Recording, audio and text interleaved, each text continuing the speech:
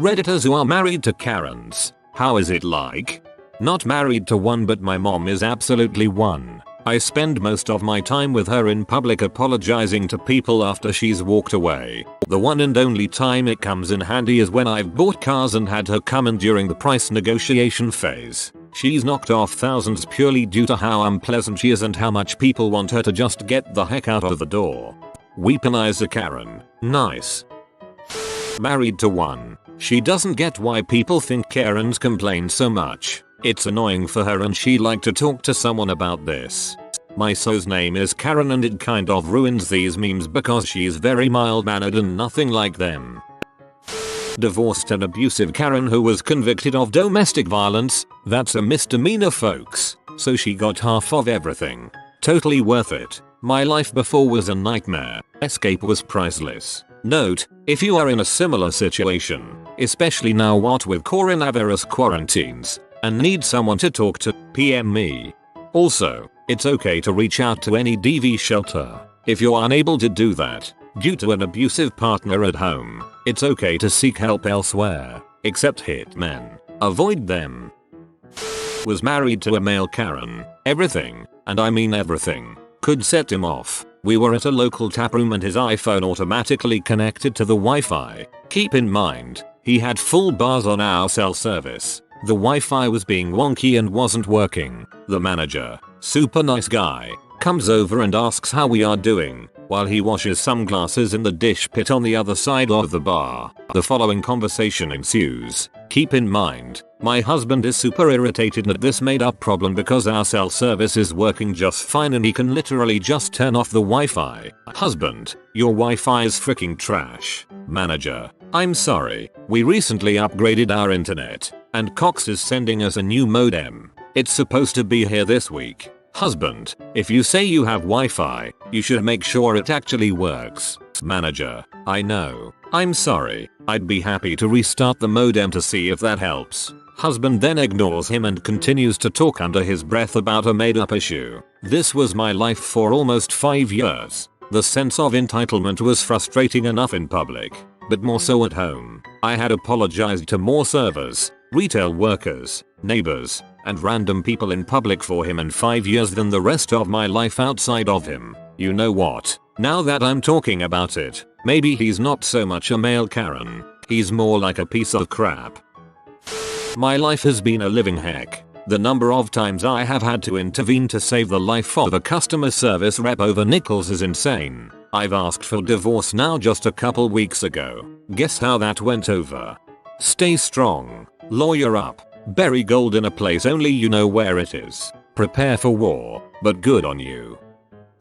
Not married to one, but my aunt is. My uncle is this soft-spoken giant. He never stands up to her in any way, except once, at their daughter's wedding. She was about to interrupt the ceremony to close a window because she was chilly. Everyone sitting close could hear her whisper, I am going to do it, but I don't want to be in butthole. My uncle, in a calm quiet tone, says quickly, why stop now, almost as if his filter just missed this one. I swear I could hear my dad snort 2 rows back trying to hold in laughter. Karen was not happy.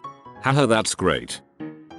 My mom's a Karen. She is self-aware she is a Karen. My siblings and I send her memes about it. When my stepdad divorced her last summer, we were all amazed he lasted 17 years, to be honest. None of us like going out with her, it's terrible, and my husband just straight up tells her no, you aren't talking to the manager when we go in a place. I'll tell you guys a story my step told us. They are farmers and own a small beef and bee farm. They have a store they go to for bee supplies. The owner called my stepdad and asked him to please be the one to pick up their stuff because his staff was tired of dealing with my mom. He is the only one who went to the store for the next 5 years.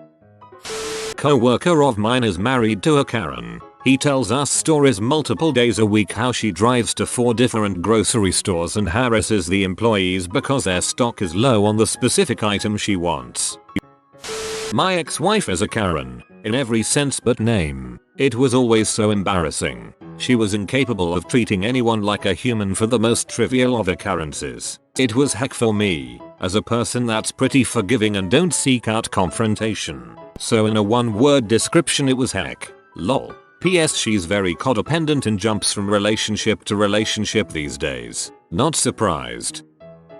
My mom is a Karen. She thinks the world is supposed to cater to her, serve her, and everyone else is wrong. Once we went to Carl's Jr. She ordered 4 burgers. For the 4 of us. She pulls one out of the bag while the guy is getting our drinks and hides it. She complained that he forgot a burger. She pulls them out one by one and counts it in front of him. It's obviously missing because she hid it, and he's swearing up and down he put them all in the bag. I'm stunned, speechless, and it happened so fast. She got a free burger and laughed as we drive off. I am just staring at her and she opens it up to eat it on the drive home. And she ate her actual burger like the 5th one never existed. I can't even explain how she is when she's in the hospital. She treats it like a luxury stay in a hotel.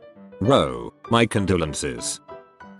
Not married to one, but mom was a major Karen back when I was growing up. Mom, can we just go was my favorite question. Then the apologetic nod as we leave the store. I really relate to this. All throughout my childhood it happened. I remember being an embarrassed 11-year-old walking round apologizing for my mom's behavior in stores and restaurants. It sucked. It's supposed to be the other way around. My sister is a Karen. Everyone feels so sorry for her husband. Everything is his fault. He is treated like a slave. She only addresses him by yelling. She constantly insults him. We have no idea why he hasn't divorced her or flipped out and attacked her. We have all told her to cool it, and her response is that he's just so stupid. I could go on and on, but my sister really is a horrible person. It's 4 PM. Time for your dong flattening. My mom is a literal Karen, as in, it's her name, but she's like a bizarro Karen. She will constantly ask to speak with managers and supervisors and bosses. But when said managers arrive, she unloads about the employee helping her out was fantastic, hardworking and friendly, and then she'll spend 20 minutes trying to figure out if she and the manager know someone in common. 9 times out of 10 they do. As a kid it would embarrass me. As an adult it's one of my favorite things about her. She makes people feel good about the work they do, and it's really special to watch how wonderful she makes people feel. Plus she's got long gorgeous silver hair. Karen and I are crying with all the love and support. She's a wonderful lady, and to give my fair city a much needed boost, this Karen is a lifelong Philadelphian. Thank you all for making mine and my mom's day. Stay safe out there.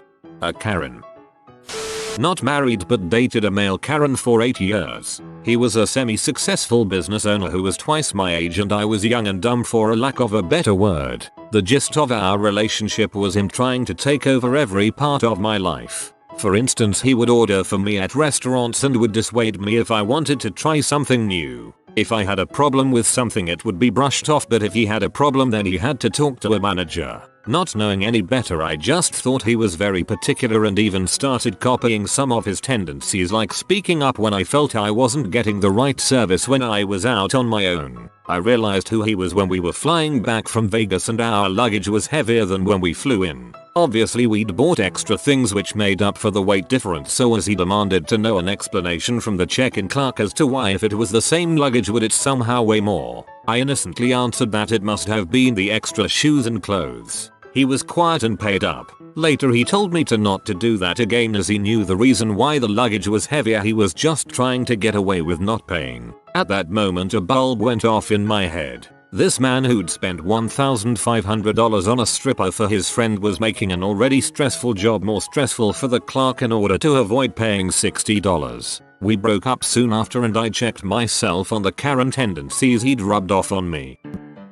My husband's ex is Karen. She's a classic narcissist. When one of our feral hens started acting aggressive towards other hens, my stepson named her Karen. Also, we live on Kauai, so we differentiate between feral chickens and the ones cage raised for food and or eggs. We have 5 or so roosters, 8 or so hens, 3 of which have 4, 6, and 8 chicks. We feed the adults oats and scraps and the chicks get chick starter until they can eat other stuff. We really love them, except the roosters. They're righteous bastards. Kahan. Not the married to one, but my mom's a Karen. Literally overreacts to everything. Whenever something doesn't go her way, you guessed, gotta speak to the manager or whoever is in charge. Sometimes really embarrassing to go out in public with her because she'll just yell at the service workers for the smallest of things. Also, she has a bob cut. My mom was a Karen for a while. She literally didn't realize it until my brother and I started calling her out on it when we were early teens because we're embarrassed. She made genuine efforts to change, and a few years later was the sweetest woman you ever meet. Just saying, there's hope. Not married to a Karen, but married someone with a Karen for a sister. Sil is the freaking worst. I hate more than anything going out to dinner with her, listening to her order food and talk to the servers. Holidays are also terrible. She sends out long lists of expected gifts list. She celebrates every holiday and birthday specifically for presents even when it's not appropriate. Funny thing is, one time I was away from the dinner table when the bill came and Sil waited for me to return to pay the bill by actually handing it to me. She didn't give it to her sibling Miso or pay her half, but expressly handed it to me to pay. BTW, her husband is an idiot and they are a match made in heaven. I'm sorry to disappoint everyone, but yes, I did pay. There are many reasons as to why, but the biggest one is that it got me out of the restaurant faster. Also, it helps me control the tip. Another time we went to a family brunch where the bill was split. Karen Sil waited to see what other people tipped so she could lower the overall tip percentage for the waitress to what Sil thought was deserving. We didn't know this until afterwards when she bragged about it later, so no one even knew to stop her. And she is invited to these family meals because she has 2 children we want a relationship with, so she has that emotional blackmail card. Honey Saint Ly, she's perfect. She makes me so happy. So happy, YOUFOUND love.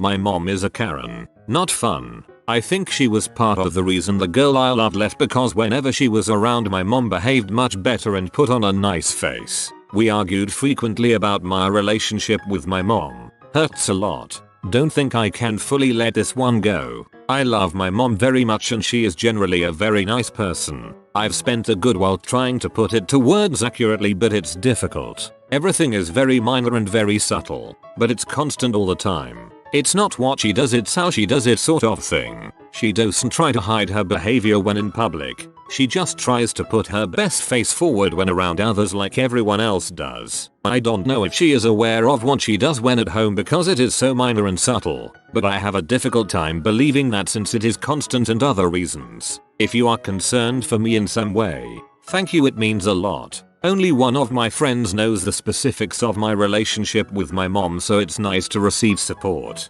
To alleviate some of your worries, she doesn't control my life or actions. The pain she causes is dwarfed greatly by everything she has done for me. Without her I wouldn't have made it where I am today, and I am extremely thankful and lucky to give her in my life despite the pain. I do not think I will cut her out of my life. Less frequent contact helps, but she is not so great at terror that no contact ever is needed. I look forward to seeing her spoil my grandchildren and know she will trust me to raise them, not try to take over and do it herself. The pain of losing the girl I loved in a way I didn't think I was able to love is the greatest pain in my life. Thank you all for your kind words and sympathy. My mum did this with my friends. Everyone always said how amazing and funny she was, but behind closed doors it was heck. I couldn't convince anyone else otherwise. I taught my nephews, ages 9 and 11, about Karens last year when they stayed with us for a week after school let out. After describing trays and observing them in the wild, they asked somewhere around day 2, "Is our mom a Karen?" My reply, "You words, not mine." I knew from the beginning that there would be difficulties, but I loved her and made the leap to make her my forever partner. Yes, her attitude towards certain people and things confused me at times, but by keeping an open mind and accepting her for who she was, everything has worked out well. We've been married for 10 years, we have a darling daughter, and I've even come to love my wife's kimchi fried rice. Karen, not Korean. I didn't mean this as a joke and my dull bum literally thought the guy read it wrong. I'm very confused how I got more attention than the OP, but thanks I suppose. It is the absolute best. I love my wife. I didn't write that. Blink twice if you're being held captive. He seems to be held captive. He's under quarantine. I'm divorcing a Karen. Nothing was ever good enough. Everything had to be the most expensive thing, and even then it wasn't good enough. It was exhausting and it sucked the passion I had for life out of me. Slept on this and thought of some more telltale signs. She never said nice things about me, to me or to other people. My best friend came over for a barbecue with his wife and kids, and her mother just mocked me the whole time to my friend's wife. My friend's wife confronted them about it. Even on our wedding day, the part you say nice things sounded like a tentatively warm school report card. The nicest thing I remember her saying about me was, "I like how you make the salads. It's better than how I make it." The whole time that's the best I can think of. Divorced Karen. Haven't had a need to see a manager since. Thank you. But it is my favorite when family members or boyfriends swing by later to tell me they're sorry for Karen's behavior and that I'm doing a great job. Not married to a Karen, but my mom is a Karen whose name is actually Karen. Simply put, I haven't seen her in over a year because I couldn't take it anymore. Living with her was just an exhausting nightmare. Karen's world revolves around Karen. Nobody else's issues matter. If you tell her that you had a bad day, she'll give you 20 reasons why her day was worse. You worked 60 hours this week? Well, when she was your age, she would work 80. You're in the hospital after having major surgery? She has a pinched nerve in her arm, which is somehow worse. Your boyfriend cheated on you? She couldn't even begin to tell you about all the heartbreak she's experienced in her life. She complains left and right about anything and everything.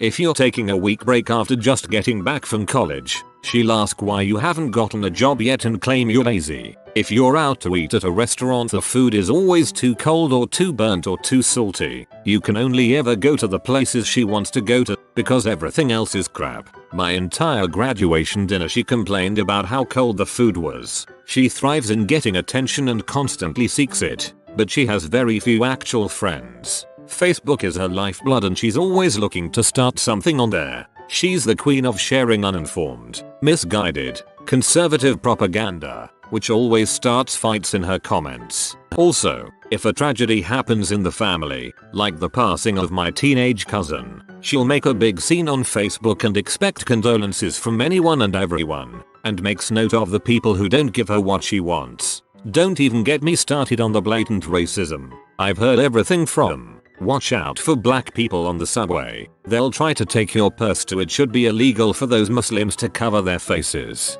You should be able to see someone's face." One of my best friends is black and she once told me, "He's one of the good ones. They should all be like him." Minor, but the house always has to be spotless. You have a shirt on your bedroom floor? Pick up. You kids are all slobs. We have people coming over. No we don't, and even if we do, why would they be going in my bedroom? Her house is her house, and she'll let you know. Any object she has spent money on doesn't belong to you. It belongs to her. She also spends way too much money on home decor like oriental rugs, furniture, etc. But then complains about how she has no money. TLDR. My mother is a Karen who is actually named Karen. Living with her is a nightmare. And before anyone asks, yes, my dad is divorced from her.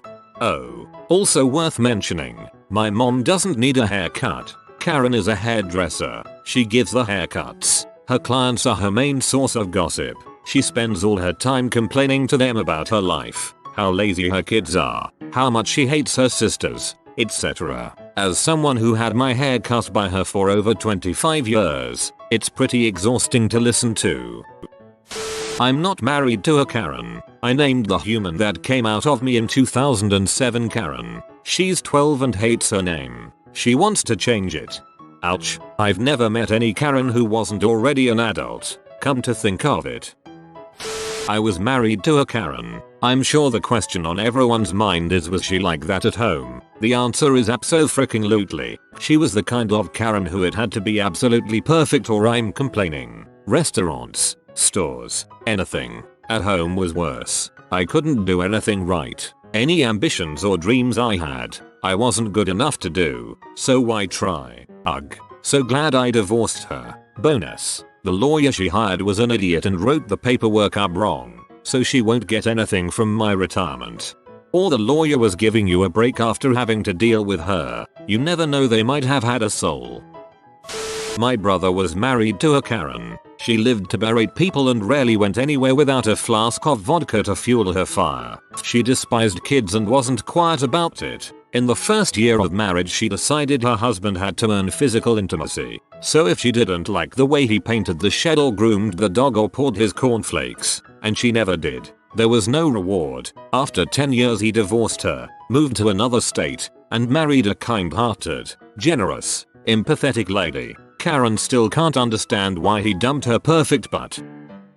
Not married. 4 years of a toxic relationship though. I broke up with her on Monday, again. We're kinda fricked financially because of this lockdown, so we are just feeling things out for a month before we decide for sure. This cycle is on repeat. I constantly have to cut her off and speak over her because of the way she treats people. Waiters, sales assistants, gym staff, neighbors, landlords, randoms we meet in bars, etc. Note, we were both waiters at the beginning of our relationship, so she has worked in the industry, but still lacks empathy. She blames the waiter if something is out of stock, etc. My second major issue, we are both English second language teachers. She teaches kindergarten, while I teach high school. Now that we are working from home, I hear how she speaks to her students, and it's really opened up another aspect of her personality that I don't like. She will berate a student for not understanding instead of evaluating her ability to explain. Crapping on 3-year-olds and their second language doesn't fly with me. A lot of her behavior stems from a self-defense mechanism due to insecurity, but that's not an excuse. She doesn't realize how mean she is to people, including myself. I'm a people pleaser that would rather sacrifice my own comfort than someone else's. She expects me to be in butthole to people because I'm a biggish guy with tattoos. I don't exactly look soft. It's toxic as heck. Please help. PS. The fricking is so good it rivals most easily. I do research a lot of self-help and am aware of the codependency and enabling traits in my situation. For those making assumptions based on one comment, don't be a Karen. I was dating one and she acts as if we're still together. Get the net. My mom is a Karen. Legit her name too. Could be the original Karen it is all based on. Don't think she knows the meme of her own name. Essentially she is such a Karen she got her name changed to Karen. And there is a lot of food sent back at restaurants. Karen, I love my beautiful wife to the moon and back, and she is amazing and strong-willed. My mother is a Karen. If something minor inconveniences her, she blows it up into a huge done. Constantly complains, belittles me and has a slight superiority complex. Same bruh. My mum is a bit of a Karen, and we're pretty much no contact now, so that should tell you everything you need to know. Whenever we'd go out to eat it's always too cold, they don't have the brand of sparkling water she likes, they put ice in her drink when she didn't want it, she always has to make some kind of modification to her order, etc. The list goes on. It got to the point where if we were out shopping and she said she needed to return something, I'd just go somewhere else because I couldn't stand watching her be rude and argue with the staff. My parents are divorced and I live with my dad now instead. Part of the reason I barely see my mum is because I'd have to meet her in public, go for a coffee or something, and I just can't deal with the way she behaves in these places, so I don't go.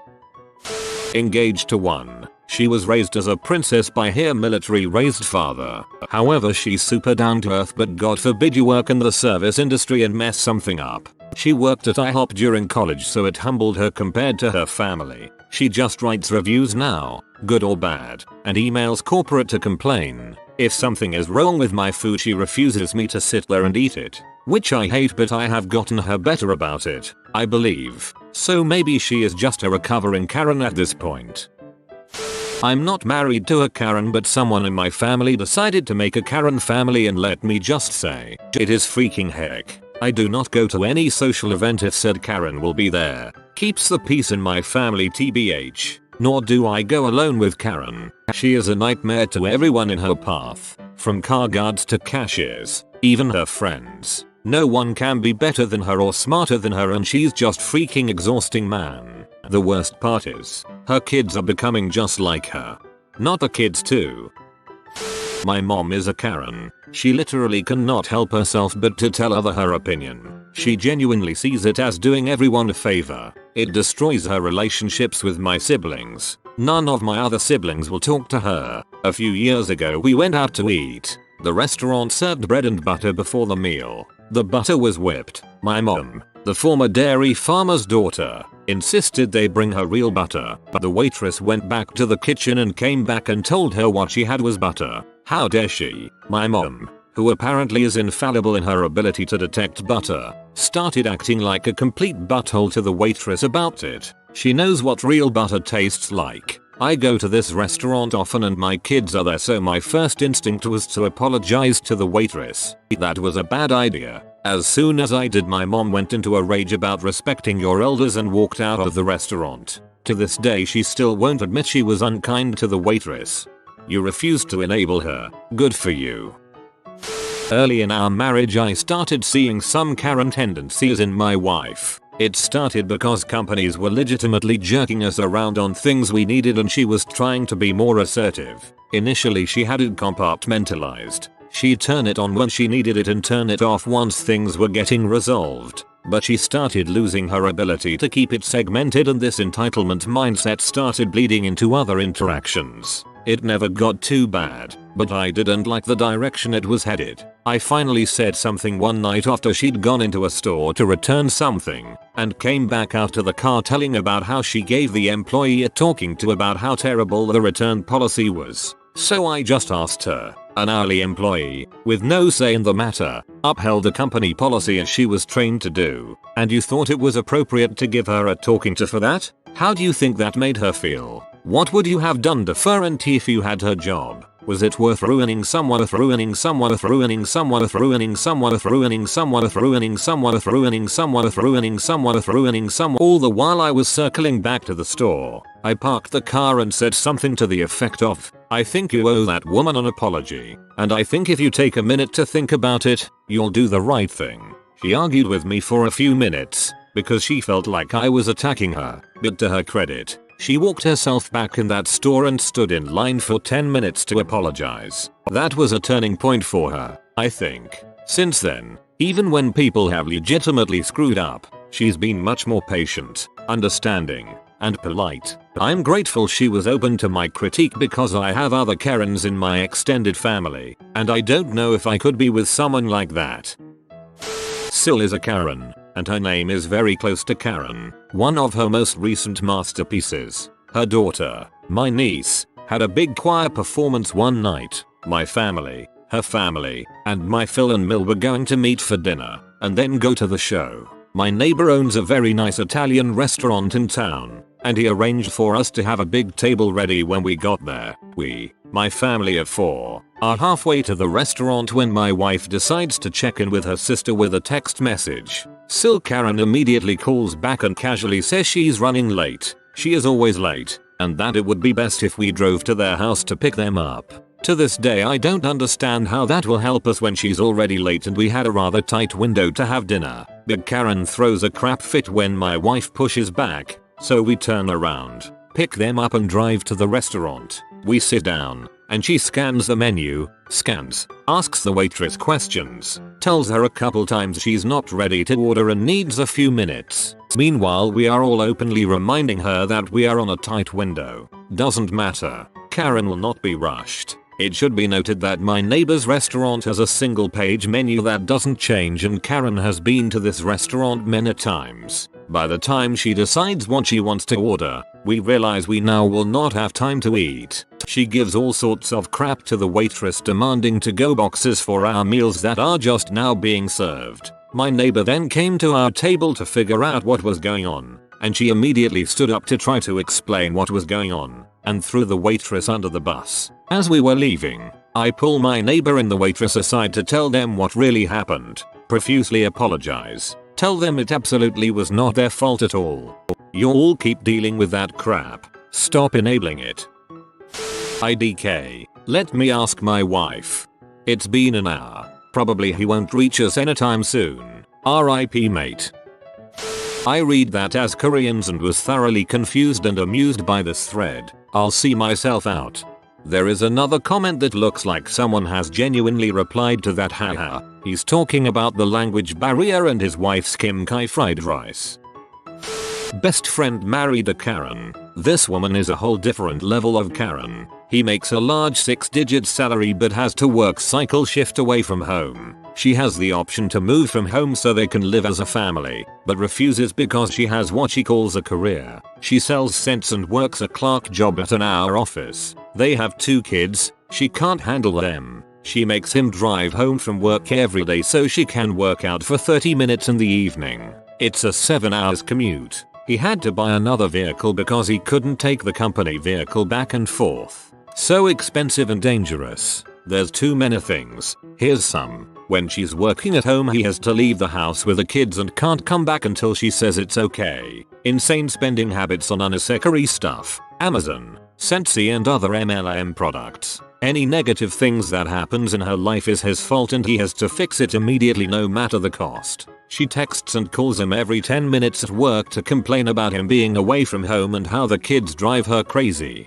She made him buy a luxury camper, $40k, so she can visit him at work. Came one time. She puts the kids in daycare even though it costs them more than she financially makes. Wants more kids. Wants huge renovations done but refuses to watch the kids while he does them. He has to watch them while working. Nothing gets done quick and that gives her anxiety and stress. Makes him 10 job fairs in hopes that he'll find a job making just as much money. It won't happen but he does it anyway to please the demands. It frustrates me because my time with him has literally become therapy sessions where he vents for hours. It's brutal and I hate that he tolerates it. The one that gets me the most is that she'd rather pretend to have a really good career than move with him so they can live a great family lifestyle. They'd save lots of money and they would be a much better parenting team. It's a 7-hour commute. Nah fam. She helps me try to steal the secret formula. We never get it, but it's good to try. You know what they say when you leave the room? What? Poor bastard. My dad married one. She's an absolute nightmare. Apparently at work once she went outside to shout at a gardener who was making too much noise trimming a hedge. When she came back inside she found all her colleagues laughing and saying that poor guy got Karen. She was really shocked that her name got turned into a verb but her colleagues were spot on. Dear Karens and Kyles of Reddit, how has your life changed since your name became a meme? I play video games, and when I lose or beat people it doesn't matter. I get hate mail about punching drywall. I do in fact drink monsters at work, and I am always being laughed at and pointed out to friends about hey, look it's a Kyle in his natural habitat. My life is in shambles. Send help. Listen, punching drywall is fun, never let them take that away from you. My mom's name is Karen. She absolutely loves the memes and shares them more than anyone I know. Ah, I see she's a woman of culture. I'm 38, so most people my age that I know aren't aware of the Kyle meme, but I know I can always count on South Park quotes. My name is Becky and my life is ruined.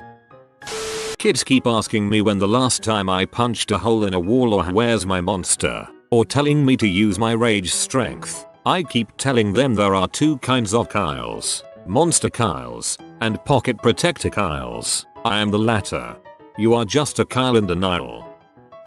Not a Karen or a Kyle but I dated a Felicia when all that happened. She freaking hated it.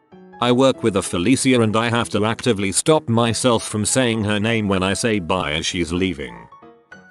My name is Kyle. I listed an item for sale on LetGo and some dude offered me a monster for it. I didn't get it at the time and blocked him for a ridiculous offer, and then I saw the meme and it all made sense. Kyle here. Most of the people I somewhat know at work offer me monsters and ask if I need help fixing my drywall now. Take them up on it. Resell monsters for profit. But once went to a wedding for a Chad and a Becky in Wisconsin. If I didn't know I was white before. I was at a wedding of a Chad and Becky in Florida last year.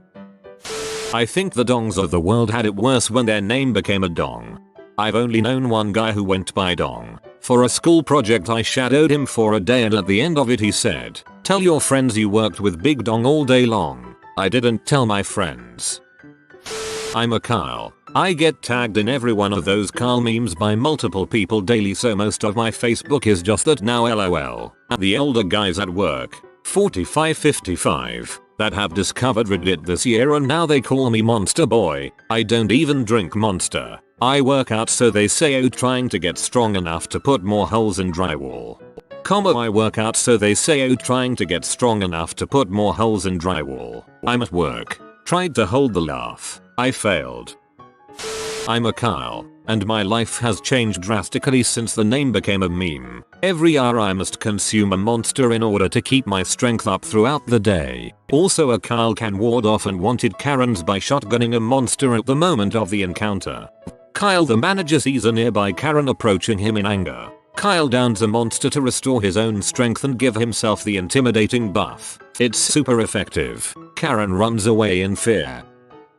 My name is Kyle and I have no clue which path to take. My dad says that I shouldn't ever try monster, which I haven't, yet maybe, but my name is Kyle so I must live up to the meme. Don't let society oppress your true nature. Let the Kyle be free.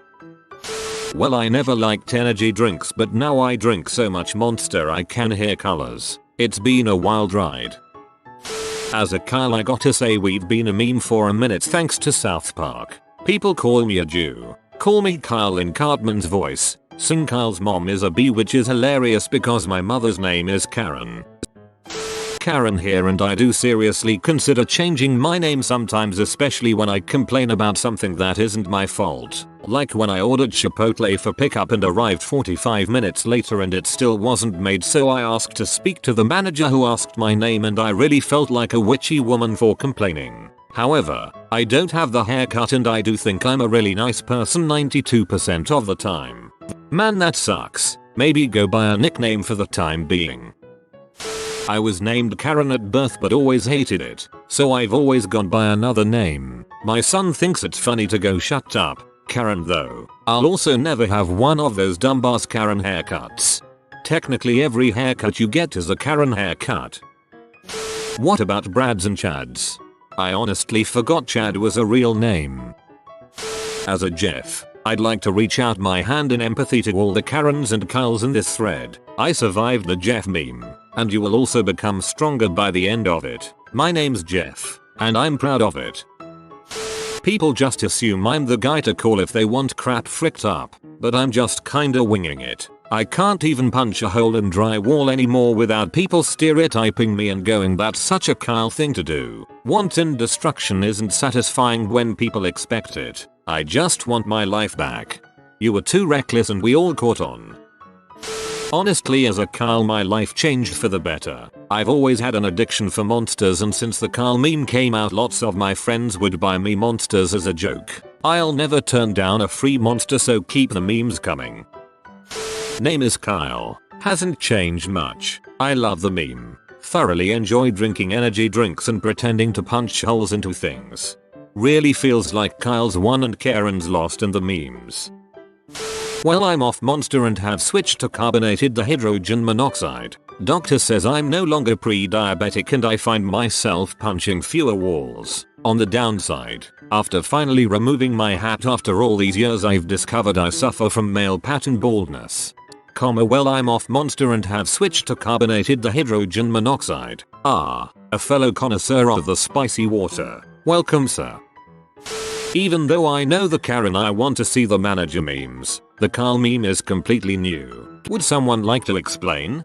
Kyles are monster addicted, drywall punching guys. Kyle? Think about the Chads.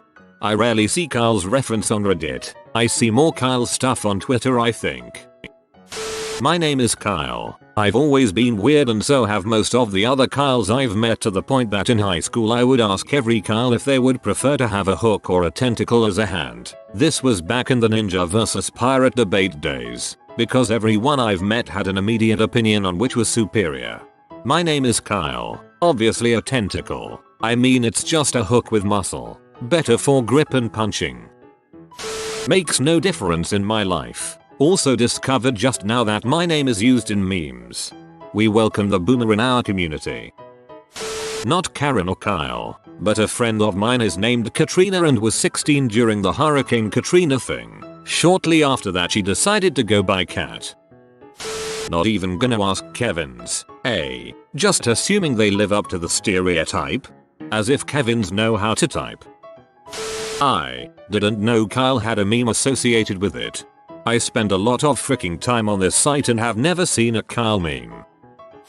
Karen here, and honestly, even though it's dumb, the memes kinda hurt my feelings or annoy me. I feel like I can't have a legitimate complaint without people automatically assuming I'm overreacting or being a bee. Also, a local radio station did a whole contest about the Karens in their life and had people call in and complain about things Karens would do, and it was the most ridiculous thing. IDK, if I could change my name I would. That is not dumb at all. Your feelings are super valid. It really sucks to share the name of a persona that everyone hates. Such an awful meme that has escalated out of control. And that's coming from someone who used to laugh along with everyone else about it. I tried to get my so to call me by my middle name when we first started dating, but it was just weird and never stuck. I got voted most likely to ask to speak to the manager when I left secondary school. People I know from school will now occasionally call me Karen, and it annoys me so much. I'm so shy that I'm the opposite of a Karen. A member of staff could punch me and I'd still thank them when I left. Karen here. It has made me aware that I should be nicer, so now I am the most polite customer ever. When I called to complain, you sent me the wrong pizza. Same. I like to think I was already nice due to having worked in customer service, but now I make sure to tip extra and be the most patient person on the planet. Not a Karen or Kyle, but was on a balloon crew with a woman named Karen. Super awesome lady and very un-Karen. A few teen boys got a kick out of her name, and I explained being a Karen on the internet. She was a little amused, but just went oh okay and went about her day. Try being a Kyle. Try listening to people yelling cool like Rick Grimes when you walk in the room. Try listening to kids whining Cheryl because they all watch that stupid llamas with hats show. Try having millennials quote Cole Weezer lines to you and then have the nerve to act incredulous when you say you never watched Jimmy Neutron because it was a stupid and terrible show. No fictional character named Carl is ever the smart, cool, attractive heartthrob who saves the world. We're always the wiener, the stooge, the putz, the schmuck, the bonehead. You Karens and Kyles ought to be thankful. It's the Carls of this world that take the biggest blows and suffer the greatest persecution. You'll never have to know what this life is like. Count your blessings. And if you love your children, never name any of them Carl. Carlin up was a solid mother. I joined our Kyle and never looked back. See ya, virgins. My friend Kyle, yes, spelled that way, does karate and is very strong, but the meme hasn't affected him at all. They are evolving.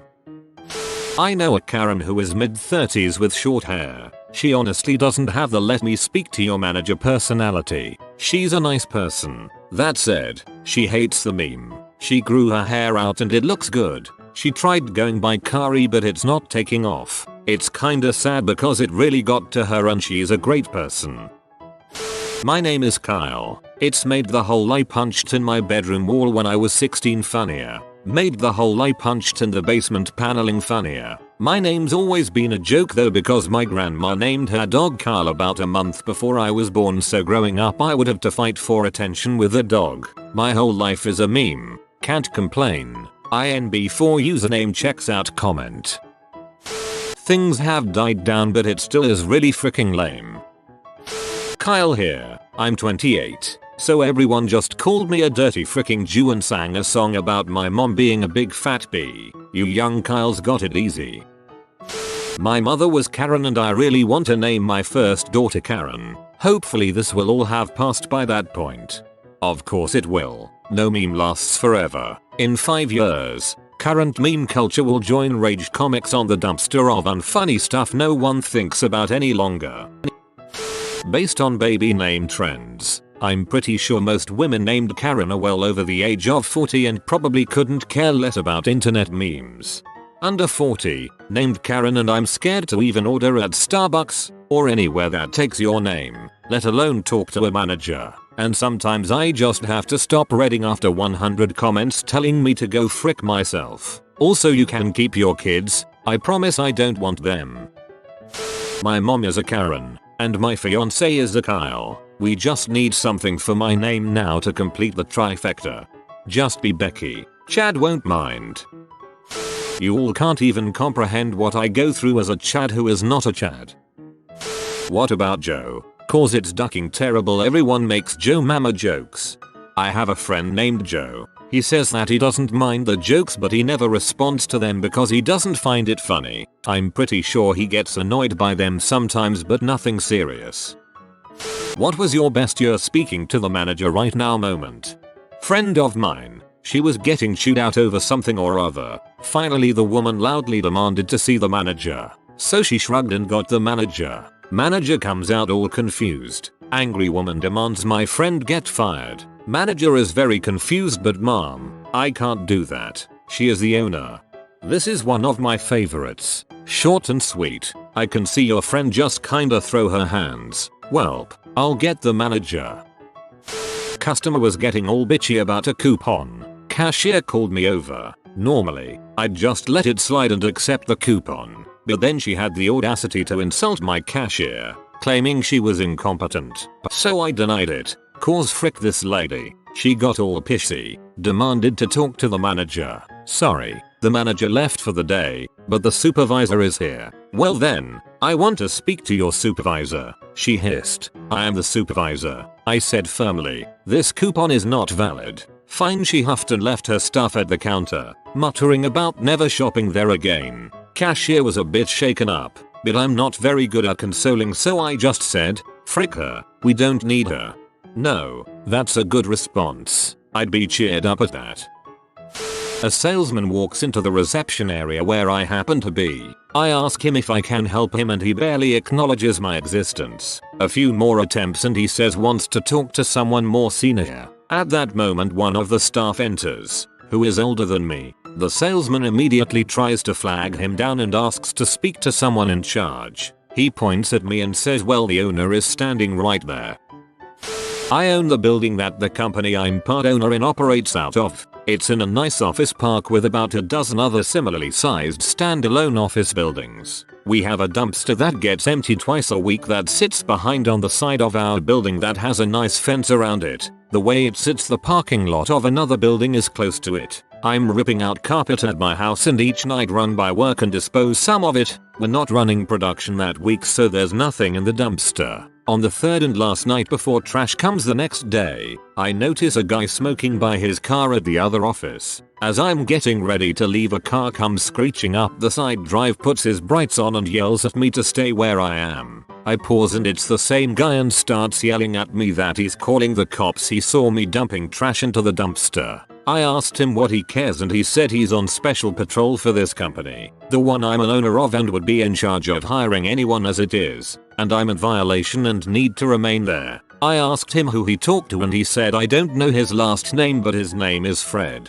We have never had a Fred work there. So he's blocking my exit and I start hearing a siren. This guy says something like here they come now you're screwed, so I just sit there another minute. In rolls a county brownie with his lights on. He comes strolling up and then says hey one-eyed monster, what's up? I said hey Andy, I'm not sure but this guy here is trespassing on my property. His face at this point gets sheet white. No, I didn't press charges even if you could, but I didn't see him around again. I don't know if he was confused, mentally challenged. He sure seemed to have a short fuse. Officer Andy did take his info though, I think more to scare the guy than anything else.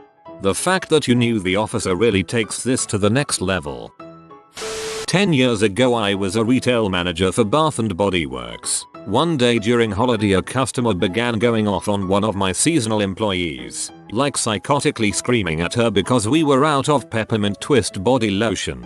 I walked up and asked the girl to go cover registers and that I would talk to the customer. Customer began yelling at me. After another 5 minutes of insisting it was in the back.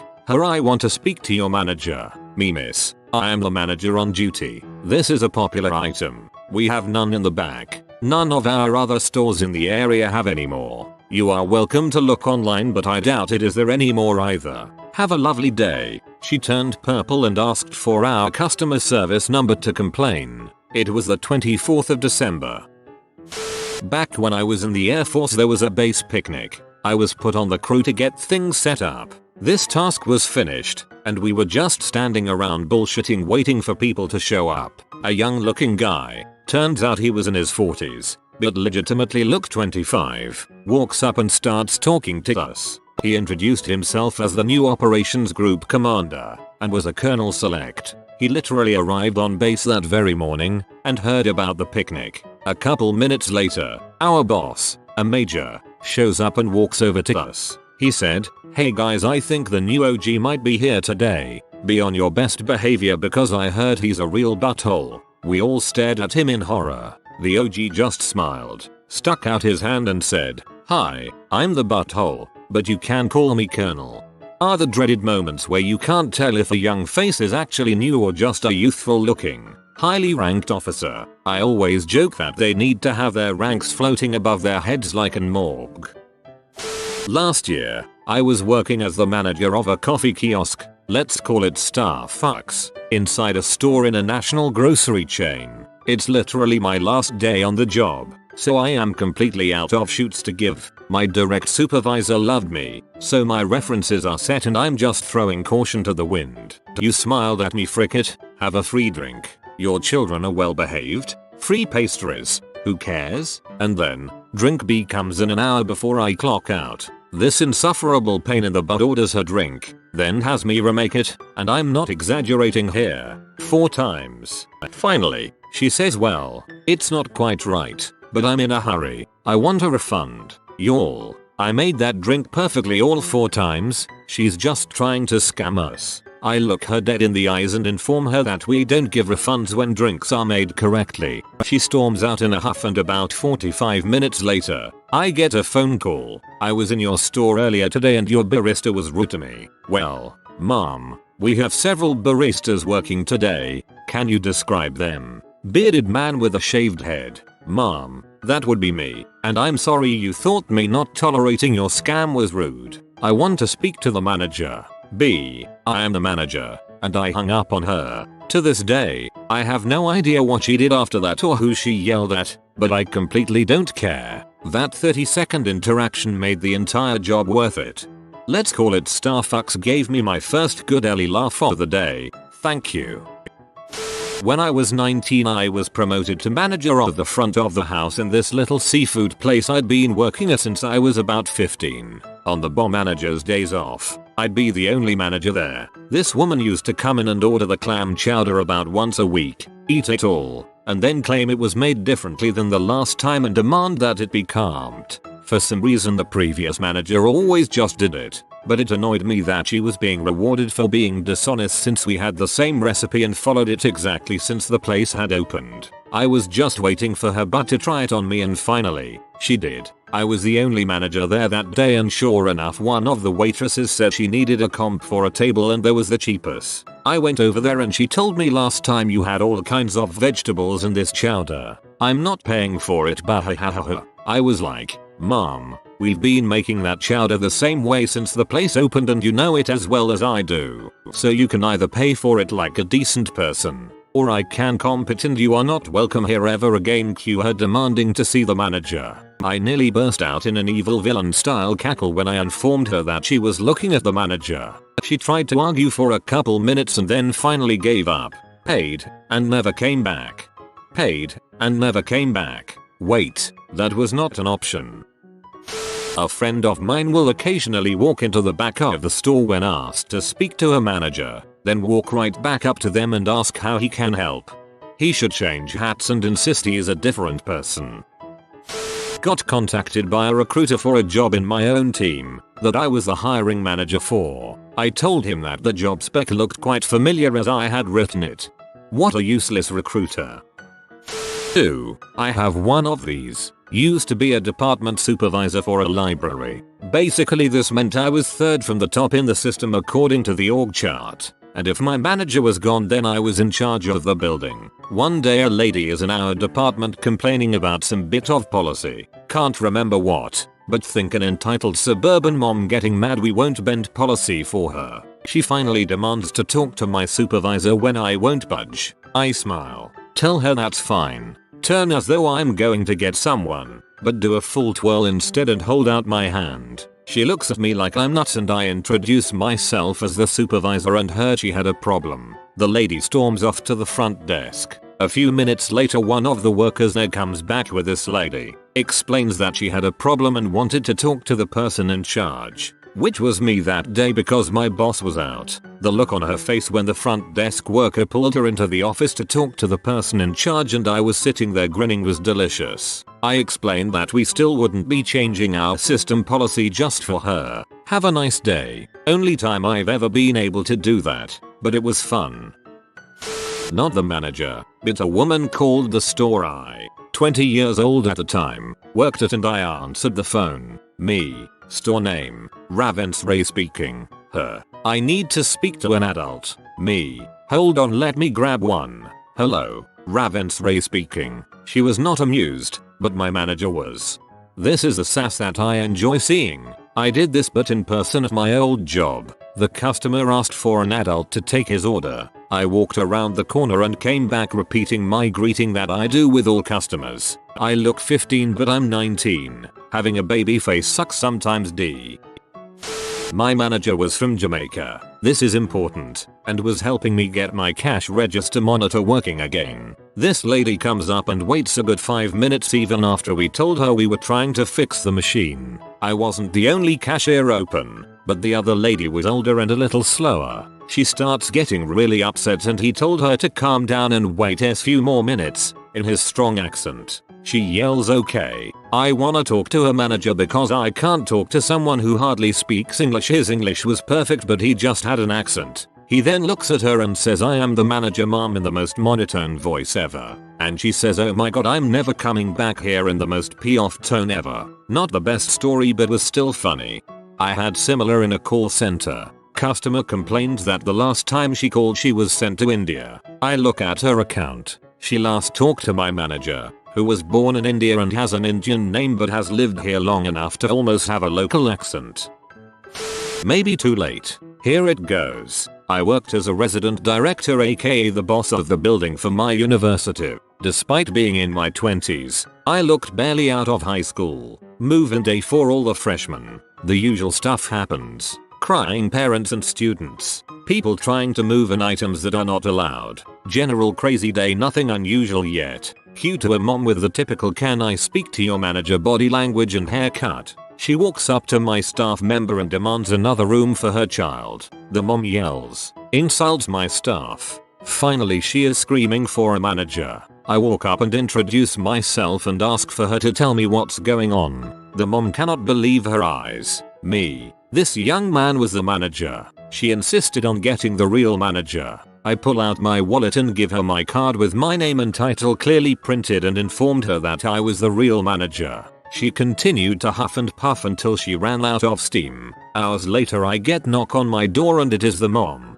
She apologized for her behavior and explained it was stressful moving their child away from home. Emotions got the best of her and thanked me for treating her with respect despite her not showing the same. Reddit and loving misspelled words and stuff. AWW, I like this ending. I was invited to a birthday party at a remote acquaintance's place. She introduced me to her husband and tried to start a conversation by "you two work in the same field," so the husband started to talk about his work, while I asked polite questions. Then he started to badmouth about a competitor of the place he worked at. He would claim there was something shady about the company, how they would scam customers and cannot be trusted. First I asked where he got his apparent insider knowledge from. When he couldn't name a source I looked at him and said, "No problem buddy, just take the opportunity to ask anything you'd like to fact check, as you are currently talking to the owner of the company." The conversations around us literally stopped, and a very awkward silence followed, which I ended by politely saying goodbye. I used to manage a vape shop. We would get unruly customers all the time. Lots of cheap buttholes. This one guy comes in looking for a new tank. I show him our 3 most popular tanks. Too expensive. He then points at S tank on my discount wall. The tank was a first generation and it's about 4 years old, so I was very upfront with him. "Yes sir, it is a cheap tank, but I will let you know it's not a very good tank. It's one of the first tanks in the industry and is not great." He insisted on buying it, so I sold it to him. And I'll let him know, "Alrighty sir, just be aware that we do not allow returns on tanks. So if you don't like it, we can't take it back." Q 3 days down the road, he comes back bitching and moaning that I sold him a bunk tank. I said, "Yes sir, I did, but I told you it was a bad tank and you still opted to buy it, against my warnings. I told you we won't take it back. He threw a massive fit and insisted on speaking to the manager.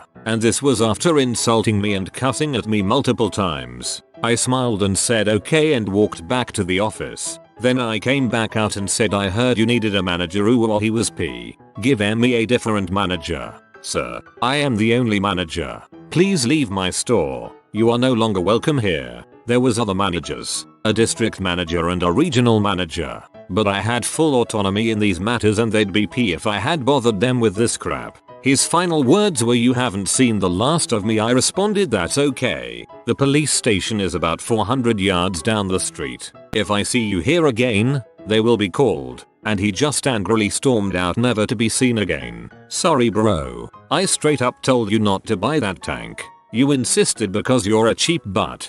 You haven't seen the last of me. Narrator. It was the last he was see of.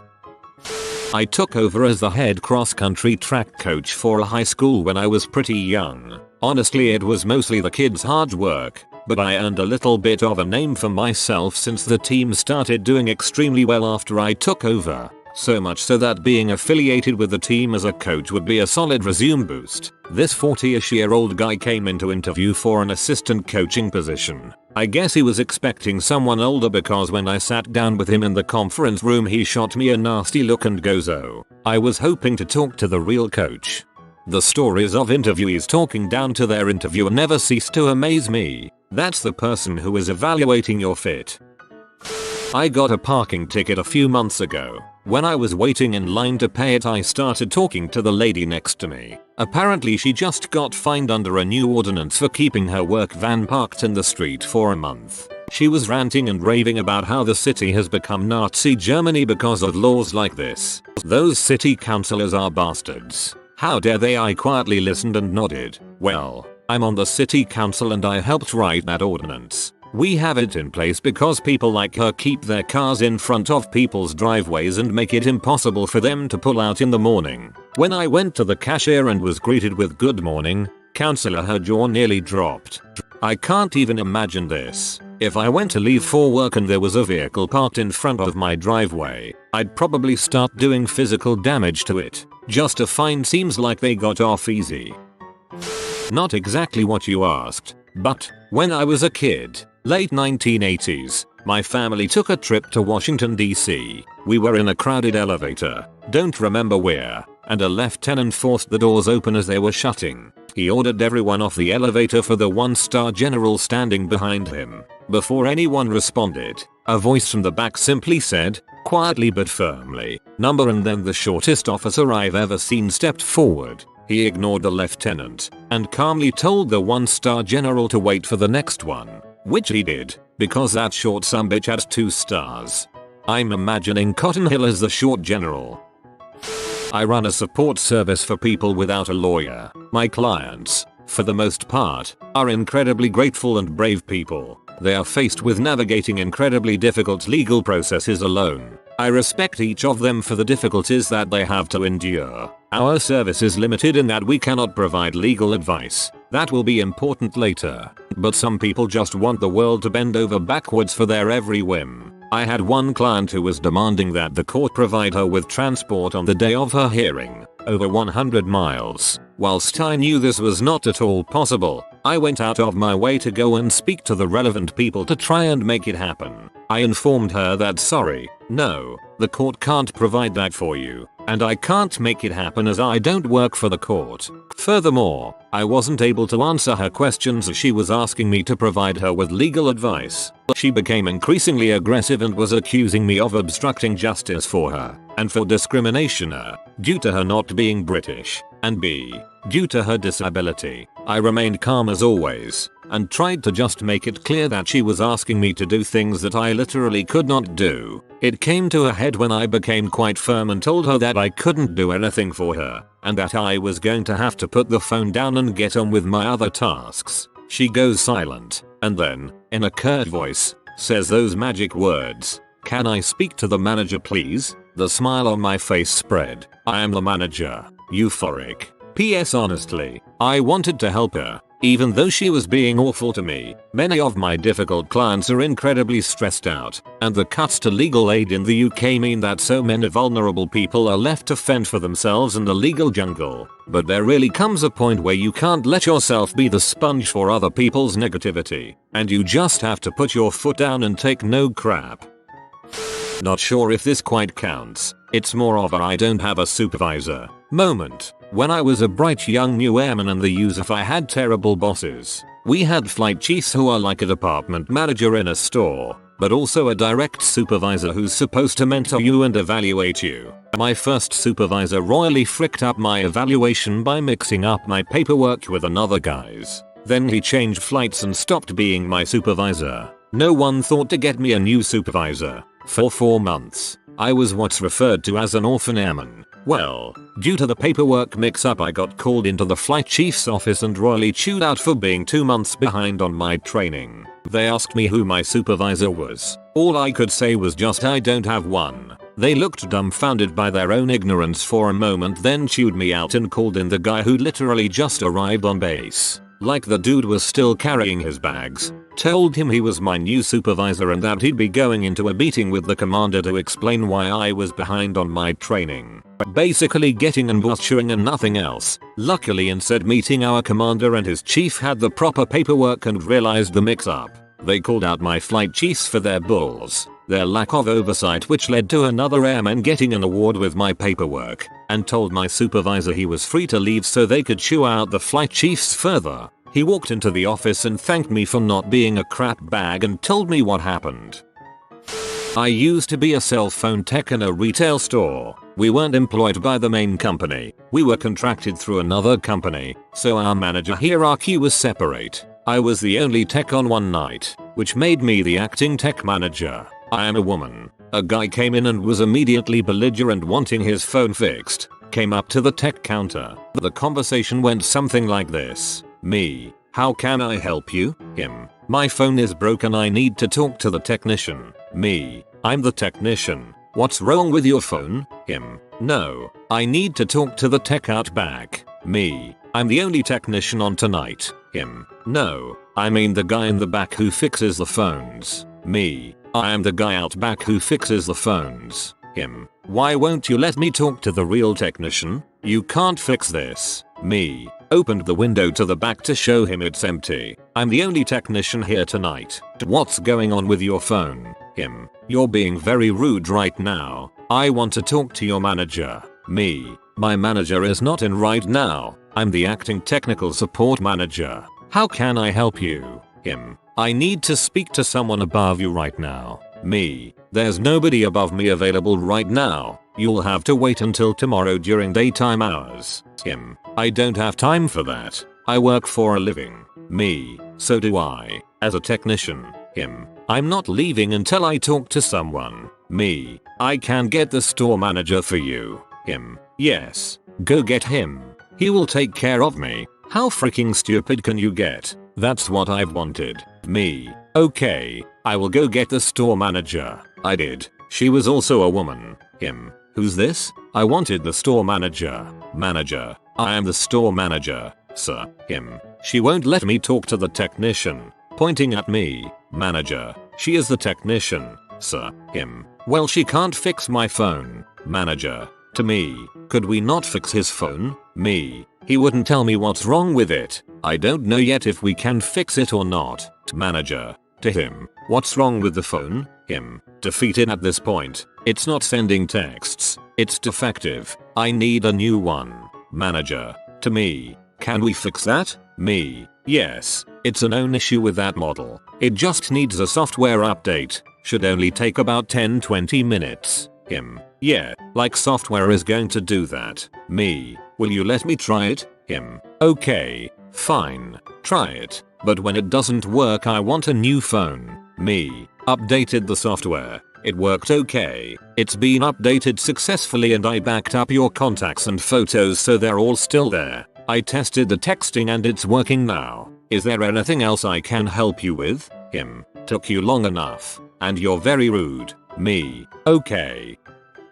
I used to work at an ice cream shop, and on a night when we were short-staffed, Worked the line scooping ice cream with my team. I was helping two women who were kinda standoffish and I was doing my best to make conversation and be friendly, but it was a little awkward. I had my customer service smile plastered to my face, and I knew I was a bit much but wanted to try and keep the energy up for my team. I got their scoops and sent them down to the register to pay and then was pulled to the back to handle a question from my team. As soon as I get to the back, the person on the register said, "There is someone who wants to speak to you." Knowing we were short staffed, I took a deep breath because it was going to be someone complaining about the wait or something like that. I walk out and it's the two women I just served. Oh. They look at me and say, "You're the manager." I put on my biggest customer service smile and say, "Yes. I'm so sorry, is there something I can help you with?" "Oh well, this seems silly but we really wanted to commend you for being so bright and cheery. When we were waiting in line we saw you being so friendly with everyone. So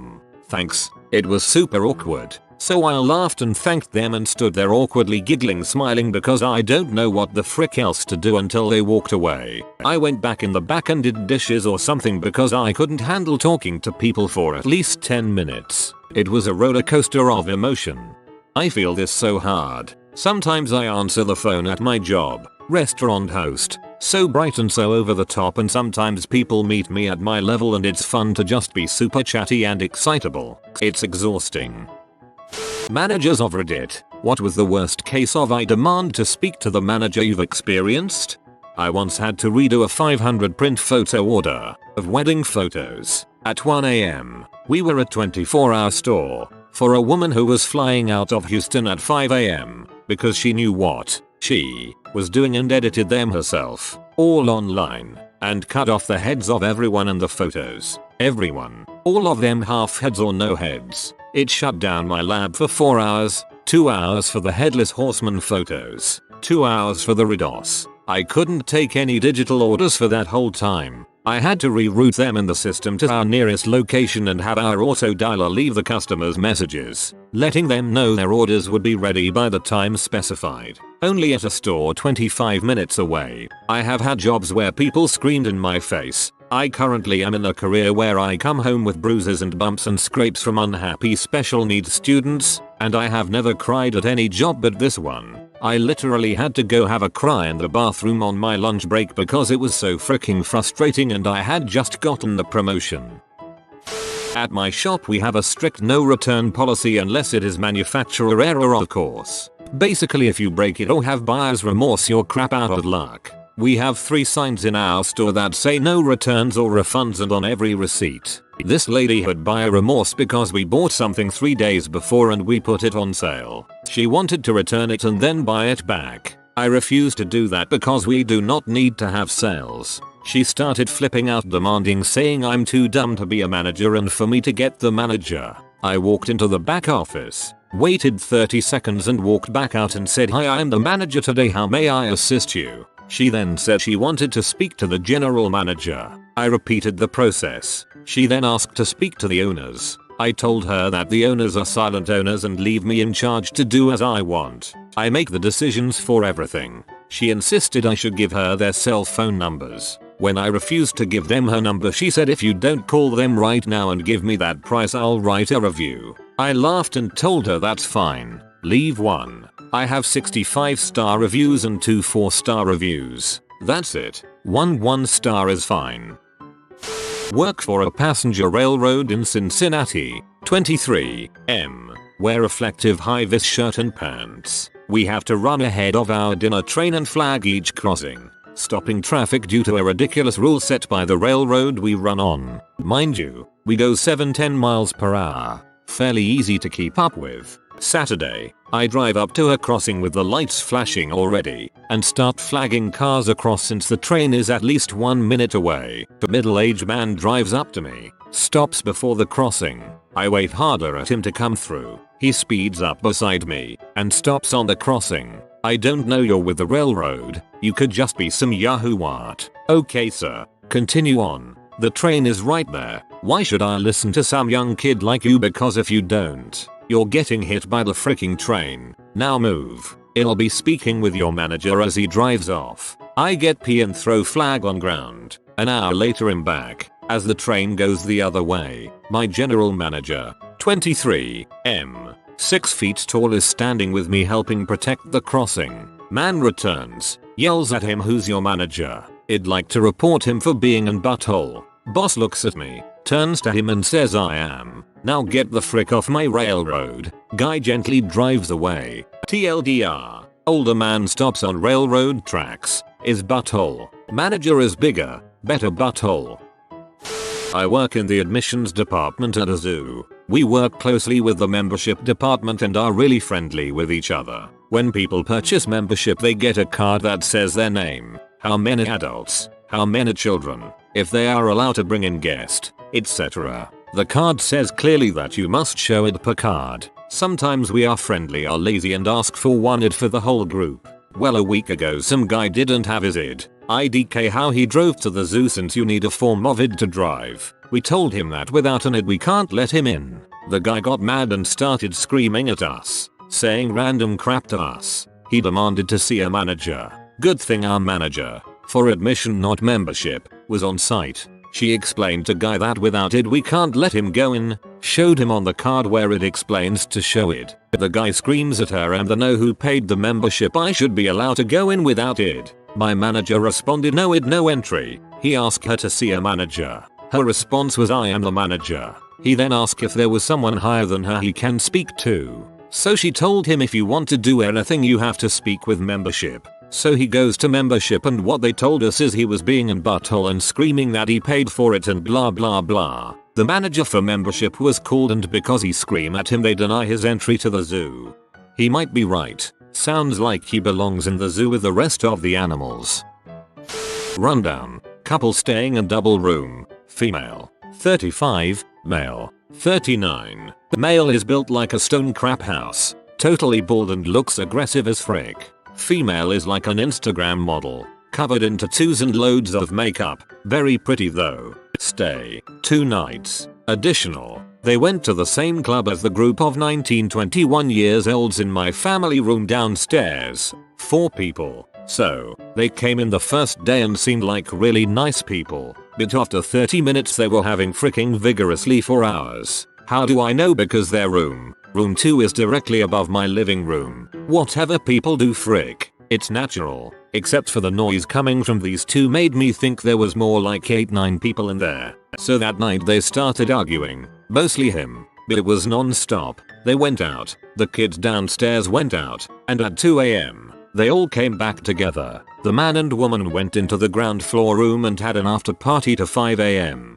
At which point a guest left to go to the airport 3 hours early so he could actually get some rest. The man and woman went upstairs at 5 AM too, only to proceed back to frick until 9 AM. Around midday they went out, then came back arguing. I should note that at this point, they had slammed every door in the house whenever they used one. She knocked on my door with a broken picture frame which has my rules and contact fire safety info on it. It was obvious that they had slammed the door open and it smashed. She handed it to me and said it just fell off. I said, "Okay, I'll go vacuum up the glass out of the carpet." I said, "No need to worry, they are only cheap frames." "Okay, we're just going out." They went out. They came back 1 hour later. They went into room 1 downstairs again and I had my flat door open because I was busy in the guest house and I heard them say, "We just went to the last post for breakfast, blah blah." Everything after that was pretty normal. 1 week later I get this. Title: Manager ought to be more friendly and care about his guests.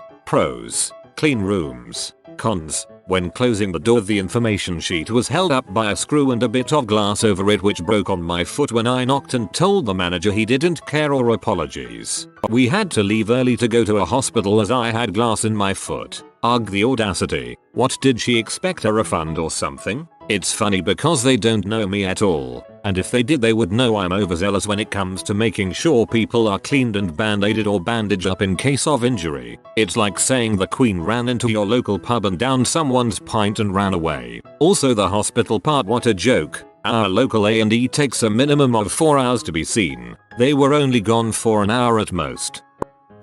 An elderly gentleman demand I serve him and a cooked fish because dark fried fish is bad for his colon cancer. He proceeded to tell me to stick my hand in a deep fryer for a few seconds and compare it to the color of the fish. I started getting crappy back at him at this point, and he kept saying he had colon cancer like it gave him a pass for being an butthole. I was so uncomfortable. This guy also came into my restaurant a few weeks prior to this incident and threw a fit because he claimed we didn't wash our hands. I invited him back to the kitchen area if he wanted, and he threatened to call the Heath department. His colon cancer, getting crappy, being an butthole, noticing a theme here. I'm an on-floor supervisor for a call center for a benefits admin for roughly 62 high-scale client companies. I get a lot of those calls. However, to take the cake. 1. This dude berated me for 30 minutes because we cancelled his Cobra Dental because he never paid us. Quote, it is not my fault, I didn't check my mail for 3 months, so I didn't know I had a bill to pay. 2. This lady whose mom was dying in hospice, the only reason I didn't hang up on her, and screamed how we were all freaking stupid moronic punes because we used the term POA process when she had a guardianship, not a POA. She was so hung up about the term of the word that she would hang up and call back and get someone else just to insult them. This resulted in almost 20 calls just to call my agents freaking idiots and rant how she was a high-paid lawyer and she would sue us. Again, because we said the words power of attorney, which BTW is the official process name designated by that company. Lady got a body lotion as a gift. This particular lotion was 5+ years old, so I explained that if she returned it and didn't exchange it she would get back $1. She argued that the price sticker said $11.50. You're ripping me off, how dare you, blah blah. Yes ma'am. So I offer to show her something else so she can get her money's worth. She demands to see the ingredients of every product we have because they are all poison and she doesn't want to be poisoned. She starts asking me how each ingredient was made and sourced. I said I was happy to give her the number for customer service. She said she wanted something lavender BC. She heard from a magazine that lavender is relaxing and a stress reliever. I show her every lavender item we have and she says she wants one that doesn't have poison in it. Finally convince her to get a lavender perfume to use on her linens. I tell her I need her to do the exchange and she accuses me of trying to steal her identity. She flashes open her wallet and closes it saying that's all you're gonna get. My manager had been watching this entire situation and finally piped up to reinforce that we couldn't do the exchange without Theod, and she called us both ridiculous unhelpful thieves who were trying to poison her and then steal her identity. Long story short, she read her ID number and left. Next day she comes storming in demanding to speak to me because I sold her a defective product and she said that the perfume wouldn't spray. I took the cap off and sprayed it. The mist cloud was in the air nowhere near her and she started coughing and dry heaving and waving her hands to swat it away, screaming at me that how dare I spray it because it was gonna poison her. I explained that she would have to press harder on the plunger in order for it to spray, but it was not defective and I'd be happy to exchange it for another, but they are all the same and would need to be pressed equally as hard. She then comically tried to spray it with the weakest finger strength I've ever seen, then left in a huff about how we wasted her money. TL. DR. Psycho lady tries to return 5-year-old lotion for full price, then accuses us of poisoning her and stealing her identity. I run a comic book store. One day we're running a Pokemon card tournament. Woman comes in with 2 kids, 5 and 8 YO, and another kid's friend, 8. They show up, pay their entry fee. She then tells us that they've never played before. I'm sitting there like, okay, hard mode time. I can do this. I've got an hour to build 3 decks and teach them how to play. I've got this. 20 minutes goes by and I'm finally at the teaching stage. Everyone is having a great time. I turn to the youngest kid and ask him to read a card for me and he says I can't read. What the frick? So I'll let the kids play and call the mother. I tell her that her kid can't read and can't participate in the tournament. She wants to leave him there. I want her to come pick him up. There was 2 staff members and 24 kids. No way I can keep track of one kid not participating. So I hit her with the I'm not a daycare line. What a mistake. This woman goes off, yelling, screaming, demanding the owner, etc. I tell her she's got to come get him and I hang up. 15 minutes later she's in the store, screaming and yelling. She demands the owner's cell number. Frick no, I'm not giving you that. She starts calling me names, insinuating that I'm being mean to her because I don't get laid. At this point I ban her and her kids. Drop everyone from the tournament and tell them to leave or I'll call the cops for trespassing. They leave. End of story. Right? Wrong? Next day my co-worker gets a call. Yes, this is Constable Ziz and I need the personal contact information for me and owner, as woman's name, would like to press charges. My co-worker, bless her heart, says that she needs to see a badge before giving out that information and then ends the call. In this woman's infinite wisdom, she got her husband to impersonate a police officer to try and get my personal cell number to harass me. I call my local police precinct. Unfortunately the call wasn't recorded, so it's shaky grounds to press charges, so that's where the story ends. I was young, bar manager at a small town bar joint. 11 PM Monday night. We usually closed around 10, but the KM and I were watching Adult Swim. Lady and her young 10 at most daughter, guessing come in. Lady, I want a martini. Me, sure. Vodka or gin? Shaken or stirred? Sweet? Dry? Perfect? Whatever you like. Lady, I said martini. I repeat. She says, a martini. A fricking martini. You know what that is, right? I repeat. Lady, just make me a fricking martini. Me, mom, you obviously are confused on your order. I don't think I can serve you, especially since you are escorting and responsible for a child. You may be intoxicated. She shoots her C. Manager. Now, I literally do a slow-mo 360 and flip my hat around. My bartender said some bee was giving him a bowl full of a spoon's worth of bee soup. What's up? She demanded my name. Told me she was calling the governor and the press about it. I told her, tell the news people we don't serve buttholes here. My boss, owner, reviewed the tape and said it was the funniest thing he'd seen since Judge Judy aired. I was doing sales. I forgot what the call was exactly, but it went along something like this. Hey, I'm Jusecard 313 from AMC. Am I speaking to John Doe? Oh yeah, I spoke to you recently about. I'm sorry, I don't understand your accent. Are you even in America? Yeah, I spoke to you in town. We talked about service. All this was true. I have no accent either. Listen here, you Indian bee. I'm not Indian. I'm Russian. Whitest guy you could see. I want to talk to your fricking manager to get taken off your fricking list. Alrighty. I hand my phone to my super American boss who loves to argue. He started to argue with the other guy on the phone. Screams frick you buddy. And that is how I had to pull out my phone out of drywall. Well, I work for a subcontractor and once I had to let a guy go the second week of his employment. He came into work high as frick and I told him to go home and sober up. Came in drunk. Came in and didn't work. Anyway, he told his father some lies about the circumstances about me letting him go. So the father comes in and is really angry with me for destroying his son's chance of getting clean. He chews me out for a good 5 minutes. All I said was your son came into work so high I had to tell him to go home and sober up 3 days out of the 10 he worked here. Not a manger, but a friend of mine is an assistant manager. I have this friend whose mother has one of the worst cases of narcissism that I've ever seen. Also very much a sadist. Anyways, my friend works at a girly store and this lady buys crap, asks everyone how it looks and then proceeds to try to milk my friend for a discount. My friend instantly says no and then continues to be. Later, about 2-3 weeks later, she apparently comes in asking if she could return the items. My friend instantly says no, because of their return policy. The lady got sassy mean and began asking in a very rude voice, I wanna talk to your manager. Friend says hi, I'm a manager. Lady leaves instantly. Lady tries again later, like no.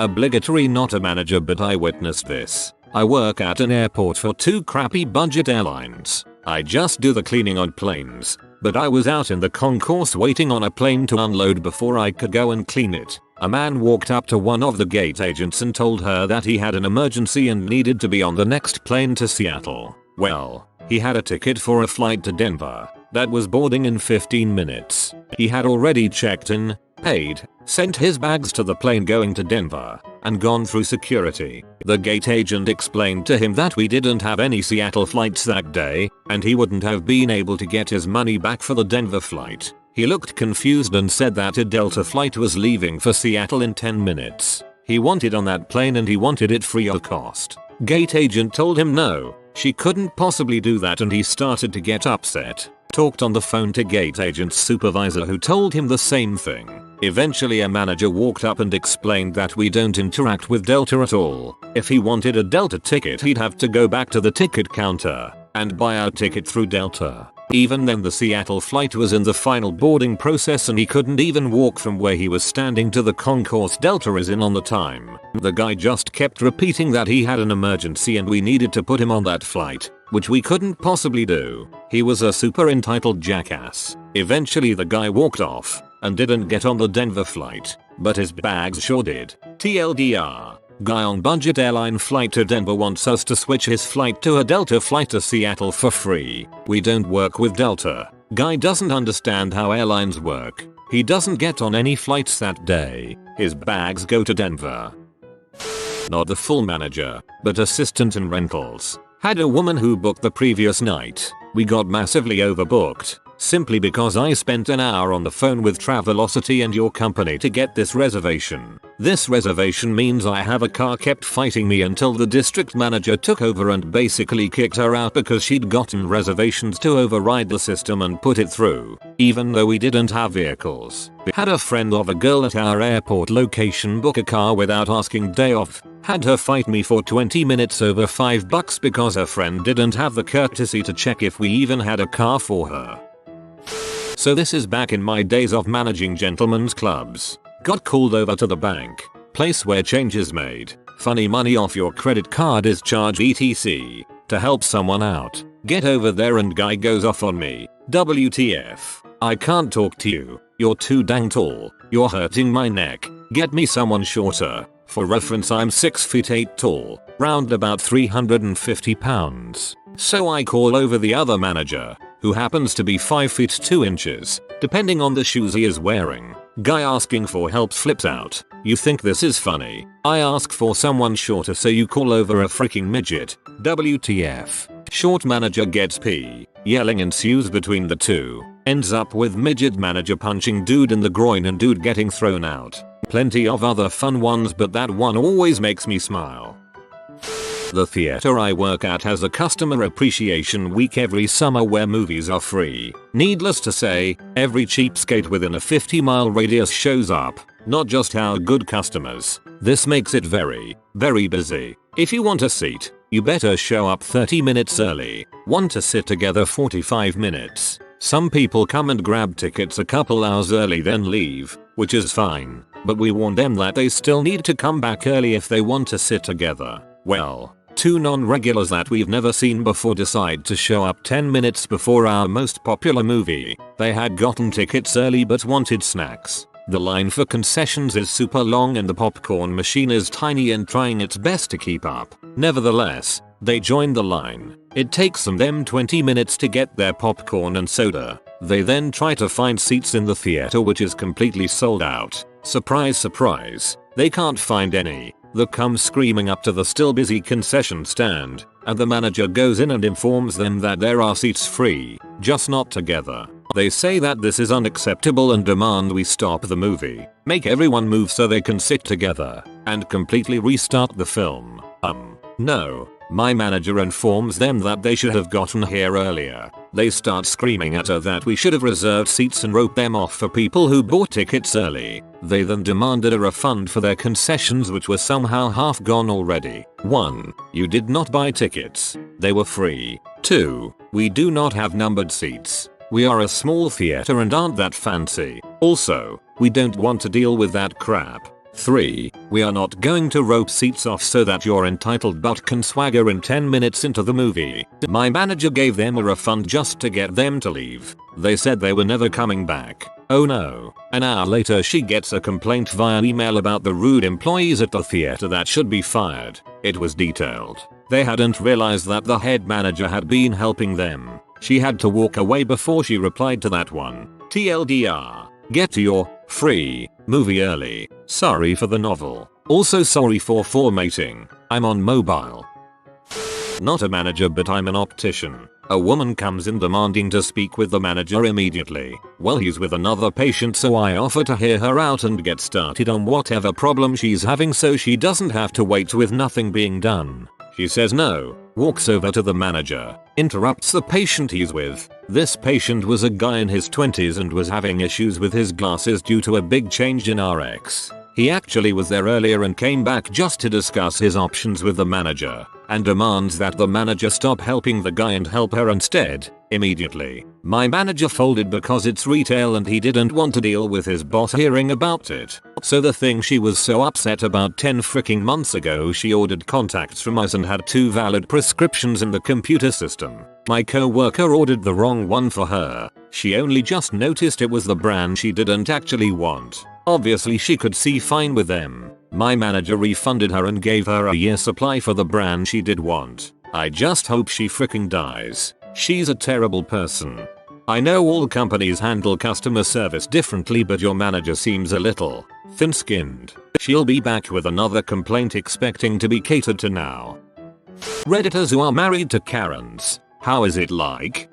Was married to a male Karen. Everything, and I mean everything, could set him off. We were at a local taproom and his iPhone automatically connected to the Wi-Fi. Keep in mind, he had full bars on our cell service. The Wi-Fi was being wonky and wasn't working. The manager, super nice guy, comes over and asks how we are doing, while he washes some glasses in the dish pit on the other side of the bar. The following conversation ensues. Keep in mind, my husband is super irritated at this made up problem because our cell service is working just fine and he can literally just turn off the Wi-Fi. Husband, your Wi-Fi is freaking trash. Manager, I'm sorry, we recently upgraded our internet, and Cox is sending us a new modem. It's supposed to be here this week.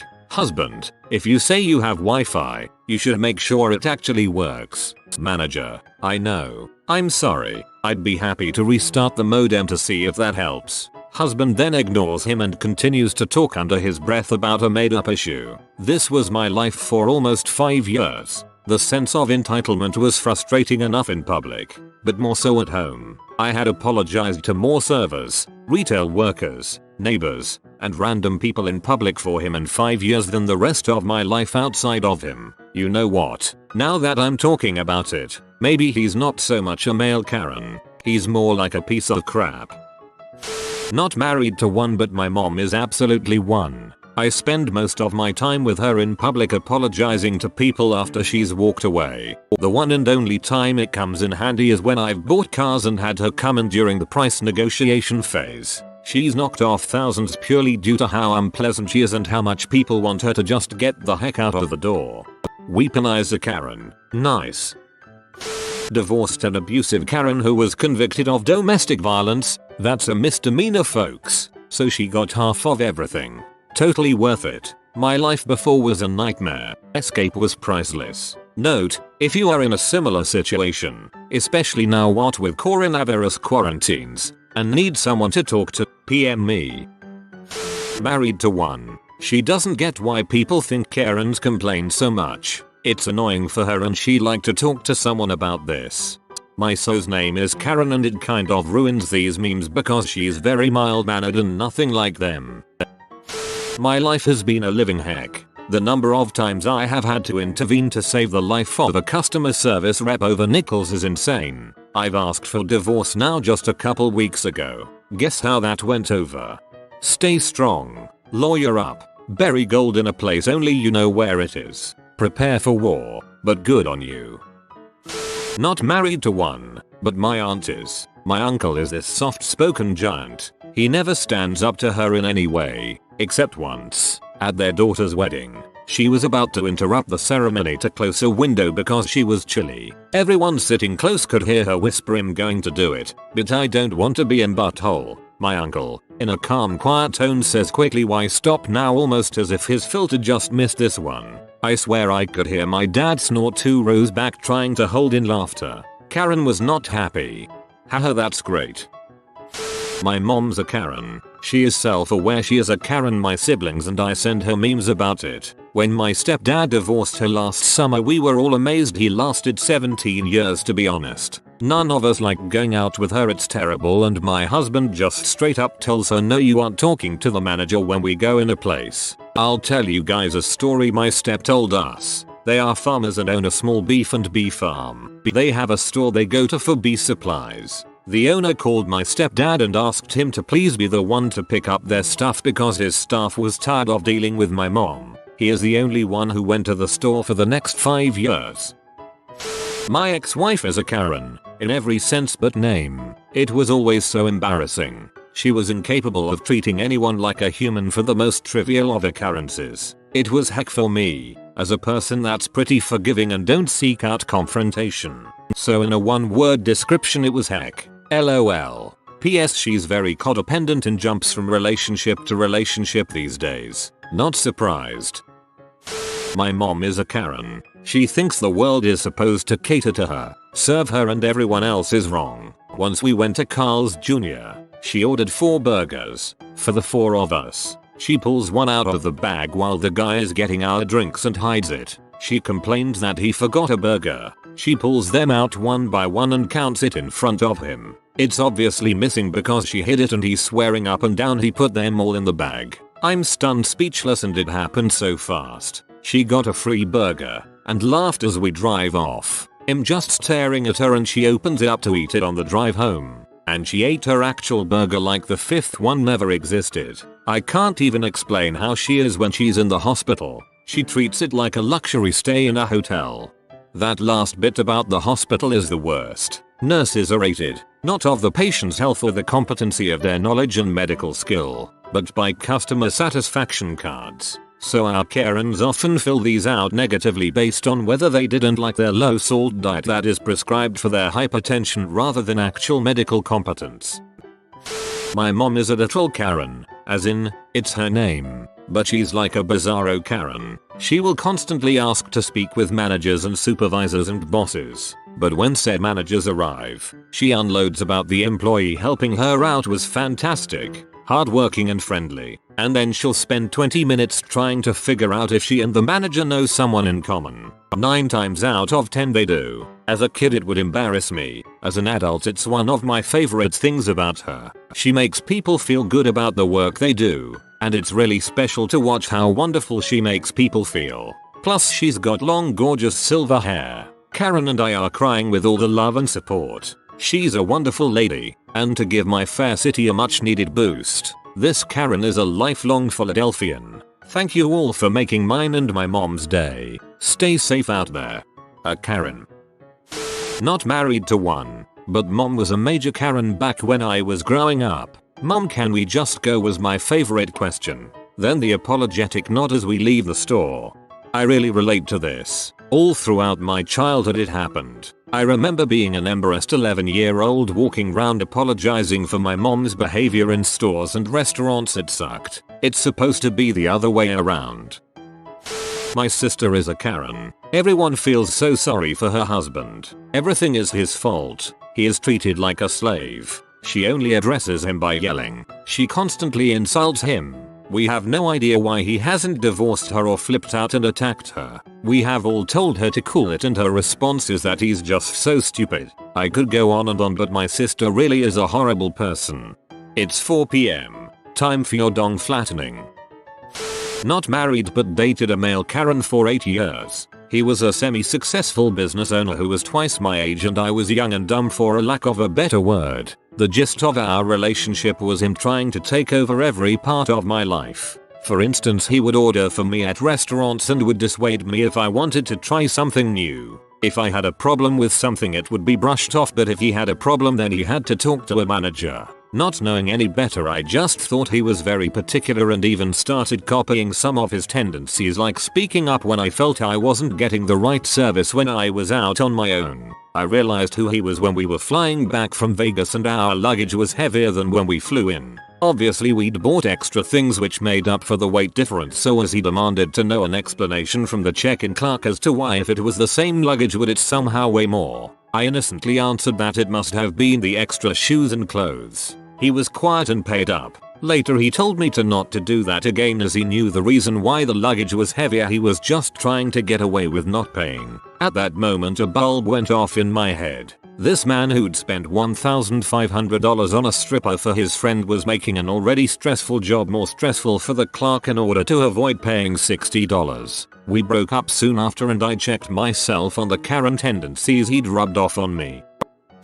My husband's ex is Karen. She's a classic narcissist. When one of our feral hens started acting aggressive towards other hens, my stepson named her Karen. Also, we live on Kauai, so we differentiate between feral chickens and the ones cage raised for food and or eggs. We have 5 or so roosters, 8 or so hens, 3 of which have 4, 6, and 8 chicks. We feed the adults oats and scraps and the chicks get chick starter until they can eat other stuff. We really love them, except the roosters. They're righteous bastards. I accidentally ate my dog's butt last week. I was supposed to wash her but I slipped a little. Curiously though, her butt tasted just like a goat's butt. P.S. I think that chicken's name should have been Kahan. Not the married to one, but my mom's a Karen. Literally overreacts to everything. Whenever something doesn't go her way, you guessed, gotta speak to the manager or whoever is in charge. Sometimes really embarrassing to go out in public with her because she'll just yell at the service workers for the smallest of things. Also, she has a bob cut. My mom was a Karen for a while. She literally didn't realize it until my brother and I started calling her out on it when we were early teens because we're embarrassed. She made genuine efforts to change, and a few years later was the sweetest woman you ever meet. Just saying, there's hope. Not married to a Karen, but married someone with a Karen for a sister. Sil is the freaking worst. I hate more than anything going out to dinner with her, listening to her order food and talk to the servers. Holidays are also terrible. She sends out long lists of expected gifts list. She celebrates every holiday and birthday specifically for presents even when it's not appropriate. Funny thing is, one time I was away from the dinner table when the bill came and Sil waited for me to return to pay the bill by actually handing it to me. She didn't give it to her sibling Miso or pay her half, but expressly handed it to me to pay. BTW, her husband is an idiot and they are a match made in heaven. I'm sorry to disappoint everyone, but yes, I did pay. There are many reasons as to why, but the biggest one is that it got me out of the restaurant faster. Also, it helps me control the tip. Another time we went to a family brunch where the bill was split. Karen Sil waited to see what other people tipped so she could lower the overall tip percentage for the waitress to what Sil thought was deserving. We didn't know this until afterwards when she bragged about it later, so no one even knew to stop her. And she is invited to these family meals because she has 2 children we want a relationship with, so she has that emotional blackmail card. None of them are on here. They are on shared Facebook accounts named Karen and Dave Smith. This exploded more than I could imagine. Thanks for the awards and my first gold. I actually know a Karen and Dave Smith. She's not a Karen though. Their daughter is a crap though. I'm divorcing a Karen. Nothing was ever good enough. Everything had to be the most expensive thing, and even then it wasn't good enough. It was exhausting and it sucked the passion I had for life out of me. Slept on this and thought of some more telltale signs. She never said nice things about me, to me or to other people. My best friend came over for a barbecue with his wife and kids, and her mother just mocked me the whole time to my friend's wife. My friend's wife confronted them about it. Even on our wedding day, the part you say nice things sounded like a tentatively warm school report card. The nicest thing I remember her saying about me was, "I like how you make the salads. It's better than how I make it." The whole time that's the best I can think of. Not married to a Karen, but my mom is a Karen whose name is actually Karen. Simply put, I haven't seen her in over a year because I couldn't take it anymore. Living with her was just an exhausting nightmare. Karen's world revolves around Karen. Nobody else's issues matter. If you tell her that you had a bad day, she'll give you 20 reasons why her day was worse. You worked 60 hours this week? Well, when she was your age, she would work 80. You're in the hospital after having major surgery? She has a pinched nerve in her arm, which is somehow worse. Your boyfriend cheated on you? She couldn't even begin to tell you about all the heartbreak she's experienced in her life. She complains left and right about anything and everything. If you're taking a week break after just getting back from college, she'll ask why you haven't gotten a job yet and claim you're lazy. If you're out to eat at a restaurant, the food is always too cold or too burnt or too salty. You can only ever go to the places she wants to go to because everything else is crap. My entire graduation dinner she complained about how cold the food was. She thrives in getting attention and constantly seeks it, but she has very few actual friends. Facebook is her lifeblood and she's always looking to start something on there. She's the queen of sharing uninformed, misguided, conservative propaganda, which always starts fights in her comments. Also, if a tragedy happens in the family, like the passing of my teenage cousin, she'll make a big scene on Facebook and expect condolences from anyone and everyone, and makes note of the people who don't give her what she wants.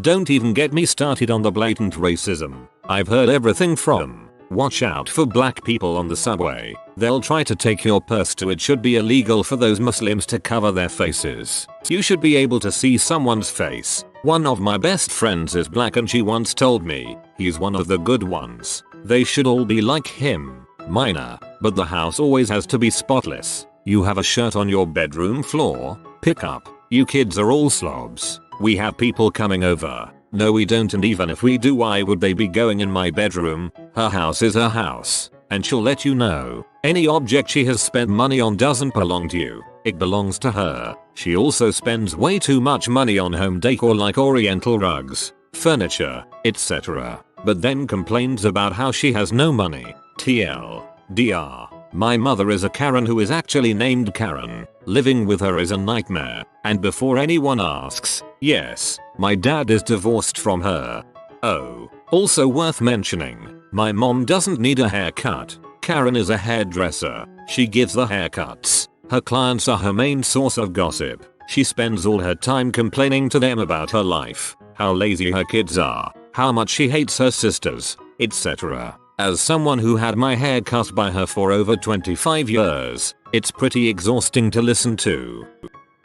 My mom is a Karen. Not fun. I think she was part of the reason the girl I loved left, because whenever she was around my mom behaved much better and put on a nice face. We argued frequently about my relationship with my mom. Hurts a lot. Don't think I can fully let this one go. I love my mom very much and she is generally a very nice person. I've spent a good while trying to put it to words accurately, but it's difficult. Everything is very minor and very subtle, but it's constant all the time. It's not what she does, it's how she does it sort of thing. She doesn't try to hide her behavior when in public. She just tries to put her best face forward when around others like everyone else does. I don't know if she is aware of what she does when at home because it is so minor and subtle, but I have a difficult time believing that since it is constant and other reasons. To those concerned for me in some way, thank you, it means a lot. Only one of my friends knows the specifics of my relationship with my mom, so it's nice to receive support.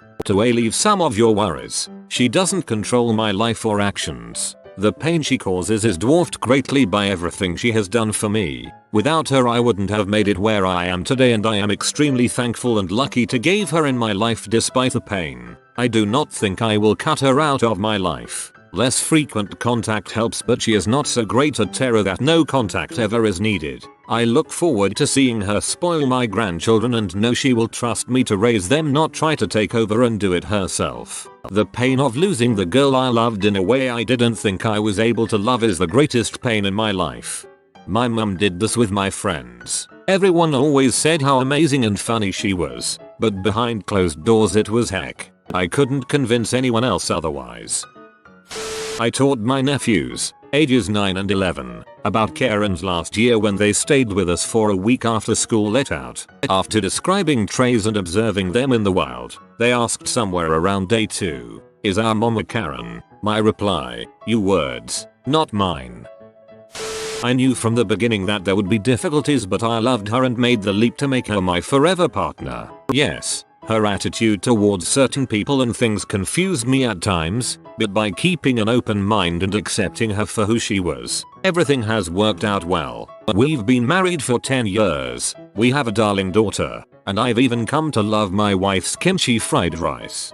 Karen, not Korean. I didn't mean this as a joke and my dull bum literally thought the guy read it wrong. I'm very confused how I got more attention than the OP, but thanks I suppose. I'm not married to a Karen. I named the human that came out of me in 2007 Karen. She's 12 and hates her name. She wants to change it. Ouch. I've never met any Karen who wasn't already an adult. Come to think of it.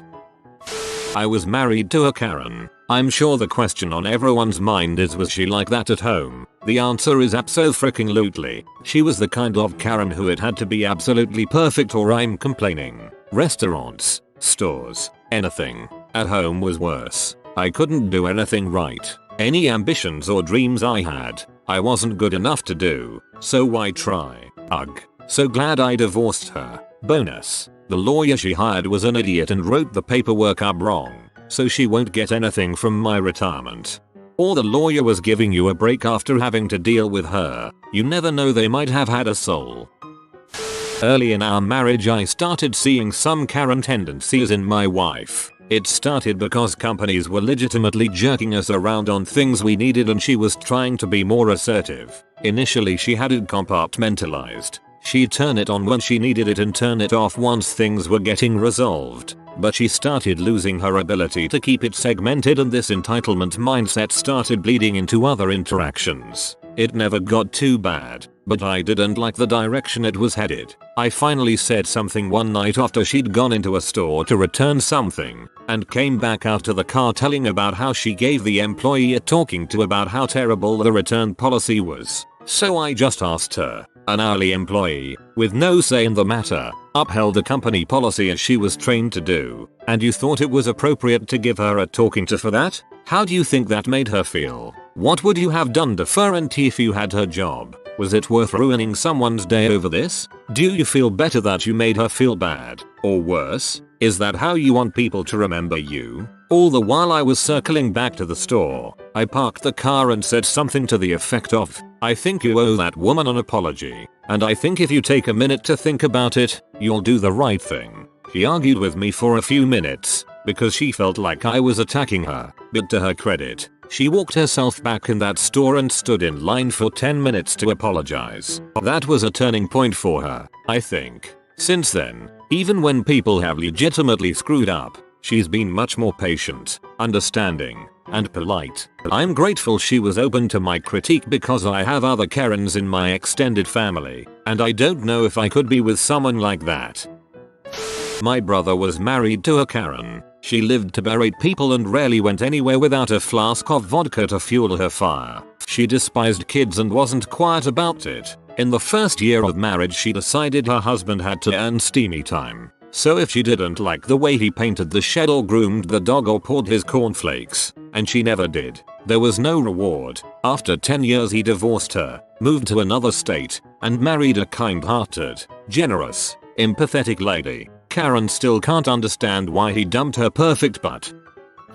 My mom is a Karen. Legit her name too. Could be the original Karen it is all based on. Don't think she knows the meme of her own name. Essentially she is such a Karen she got her name changed to Karen, and there is a lot of food sent back at restaurants.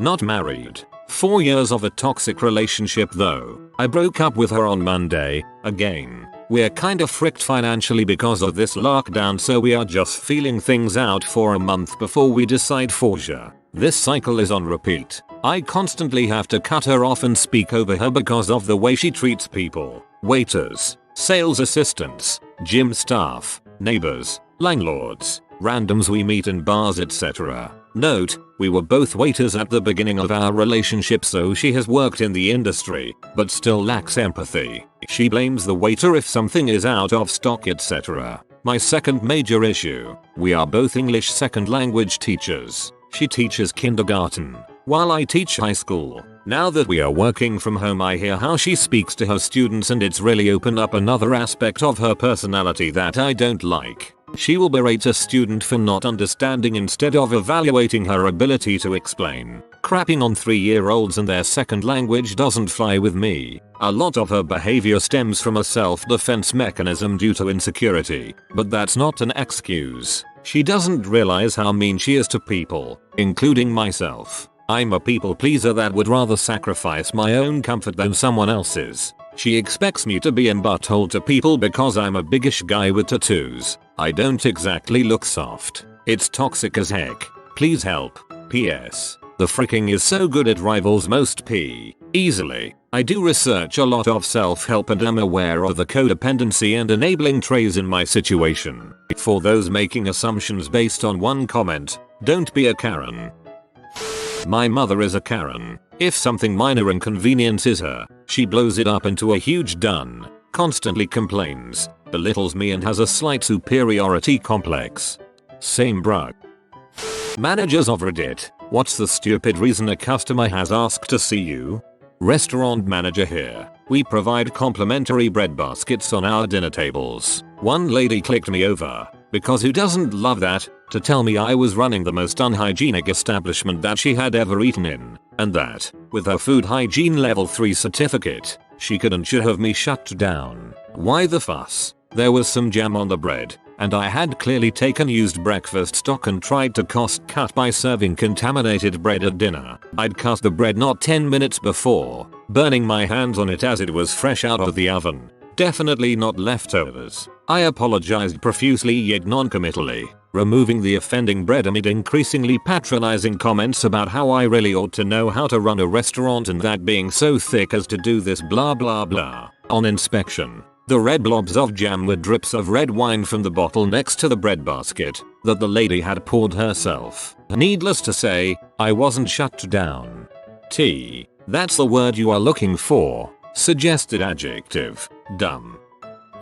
I had this insane woman flag me down at a Chinese restaurant I used to manage. She very loudly told me she found a hair in her Mongolian lamb and showed me a long sauce covered blonde hair. For reference, I had short black hair at the time and the entire kitchen and wait staff on that night had relatively short black hair. The woman had long blonde hair. Instead of letting her cause more of a scene, I apologized and got the kitchen to make her a new serving to replace the meal, even though she and her kids had essentially eaten the entire serving already. The part where crap started to really go down was when she came up with her family to pay. She refused to pay her entire bill due to the huge thick hair I found in my food, which she loudly announced to the room. At this point, the restaurant owner came out and started having a screaming match with the woman for trying to rip us off. Her kids appeared to cry on cue. I sent my boss back to the kitchen and said I would figure it out. I turned to the woman and explained calmly that I would be happy to take the Mongolian lamb off of her tally, despite the replacement serving, so long as she paid the other $90 plus for the rest of the bill. She refused and called the cops because my boss had yelled at her. No joke. Best bit was the cops ended up telling the woman she needs to pay her full bill and that emergency services shouldn't be called for such petty reasons. Happy I'm not in that industry anymore, haha. TLDR. Lady tries to use her own hair to get out of paying for her table's food. Aussie cops provide quality sass.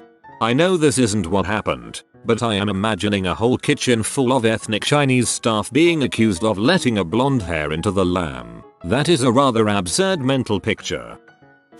Because a bartender properly poured a beer. It was Stella in the Stella chalice. It's listed in the menu as 13.5 ounces and that's the fill line. Dude asked the bartender to top him off as the head had died down a bit. Bartender does so and the guy wants the head completely poured off. Bartender points out the fill line and says that he can't just pour away beer, head is mostly beer. Customer takes this as attitude. Dude doesn't like it and comes to me, and since I hadn't heard this, I immediately point out the fill line. He ended up returning the beer. I like to think that he had to go to the bathroom where he would have walked past that lame 9-step perfect Stella pour poster that we have that specifically references the fill line and that the beer is supposed to have head. Oh, and I had to spend a solid 5 minutes explaining sales tax and how it applies at a restaurant, but not at a grocer. Mainers for a while made a glass big enough to hold a pint and ice as it was part of their bit to sell it over ice. The amount of people who watched me pour it to the line and then put ice in and accuse me of underpouring it were insane. I'm not trying to fleece you out of a cm of cider, I promise.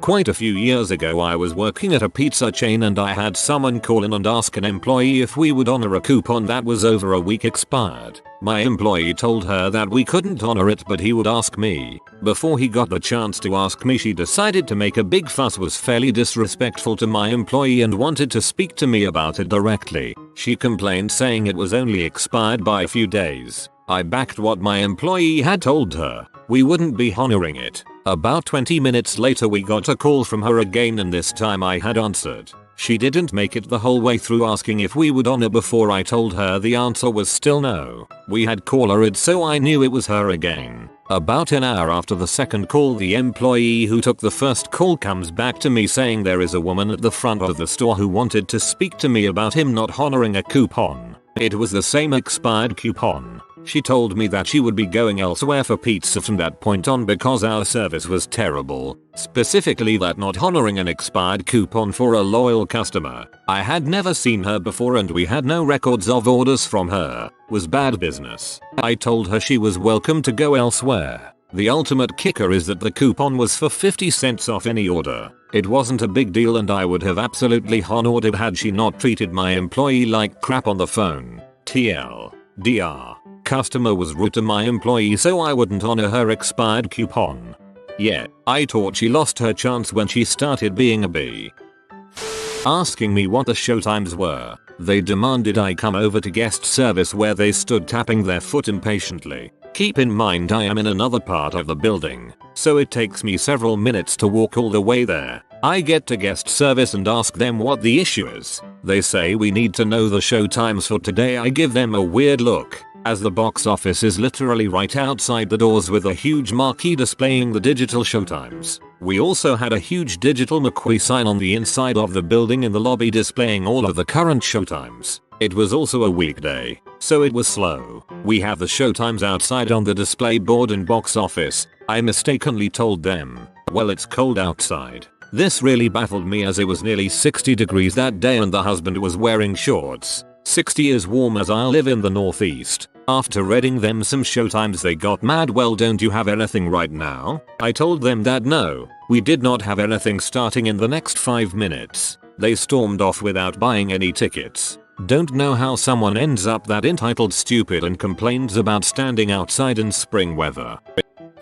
Was the casino beverage manager in Vegas and was covering the pool bar manager that day. It was in the middle of summer and the pool team calls me saying an irate woman wanted to speak to the manager. I make my way out there in 100 heat while wearing my suit and tie. This lady was seated in the VIP area and was complaining that her margarita had melted within 10 minutes and wanted me to give her a replacement as it melted too fast. Last I checked, being a beverage manager didn't give me control of the elements nor the laws of thermodynamics. But I tried to reason with her that it was 100 and we can't prevent ice from melting. But I sure as heck was melting in the sun with my black suit. She was totally livid and insisted that either we get her a replacement or to put her partially consumed drink back into the blender with more ice. Reblending the drink was never gonna happen as it violates a bunch of health codes. I turned to the pool manager and asked, did anyone verify her VIP status? As VIP guests have an assigned casino host which would liaise with me directly, or I would know who the VIP guests are during the pre-shift brief. Long story short, she snuck into the VIP area, so I got security to kick her out of the pool in a blink. If you're going to be crappy and sneak into a place, don't draw the attention of the people who can kick you out. That's double dumb. Customer comes to the bar and demands to speak to the manager. Won't say why, won't deal with anyone else. He's told I'm not working for another 3 hours and says he'll wait. Stands at the bar angrily. Staff call upstairs to me, I live up there, and explain he's just standing there tutting. He realizes they're on the phone to me and gets angry because I'm upstairs and won't speak to him. Went down and asked the problem. When X ran this pub he used to have mild on tap for me. You don't. It's disgraceful. What am I mean to drink now? I explained that yes, X did stock mild and when I arrived I audited the stock and realized most of the barrel was getting wasted every week. So I stopped ordering it and switched to an ale that would sell. Dickhead is still angry and says if I order it he'll drink it. I tell him he'll have to drink 9 gallons in 3 days. Still adamant I should order it. So I told him I'd order a barrel, and if it didn't sell he could pay for the wastage. I got a spare barrel from another pub, tapped it, waited and surprise surprise, he had 1 pint that week and sheepishly vanished forever. I tell him he'll have to drink 9 gallons in 3 days, a pint an hour for those who wondered. I worked at a Toyota dealership and a salesman said his customer asked to speak to the manager because Jesus told her that we would provide her with a car. I asked her if Jesus was paying cash or financing. She literally expected us to just go, oh okay, well, pick out whatever tickles your fancy. As a server I got tipped in Jesus pamphlets every Sunday. I thought about asking them if instead they could pray that Jesus would pay my light bill instead of sending me Bible pamphlets. I get called over for a price match for a Lego set. I get there, and it's clearly a clearance price from a different location, which is a policy exclusion, of which I inform him. Shows receipt it's from a different location. You have to honor it. Clearance differs from store to store, but regardless, the price match policy excludes clearance pricing. So I'll call customer service, and if they overrule you, you'll do it. I walk away while he makes his call. Of course, he doesn't get his way because the policy is available for literally anyone to read before doing all this horse crap. TLDR. Just because it's clearance there doesn't mean it is or is going to be here. The general public simply does not understand retail. I worked at a marine business for a number of years. I was the head buyer for a long time. One of the things we sold was anchor chain. We sold a lot of chain for boats. We would buy it in bulk and sell it for the same amount as online retailers when you account for shipping. In a lot of cases we sell 250 plus to a single buyer. I had a customer come in and want to buy 250 feet of 3/8 chain. This stuff weighed right around 2 pounds per foot. He wasn't happy with the price that was listed and asked the sales staff for someone higher up. I was the only one available and had to go deal with this. He pulled up the internet and showed me this place that was 3 states away had it for sales slightly cheaper than what we sold it for. I told him we wouldn't price match and he'd still have to pay shipping. The guy says no I don't. I'll drive to go get it. Great, go get it. Fast forward 2 weeks. Guy comes in and I asked about his purchase. Yes, he did buy it, and yes, he did drive 3 states away to pick it up in his Honda Civic hatchback. He blew out both rear shocks because the dumbass didn't account for the weight of 250 feet of anchor chain in the back of a car. It was pure vindication.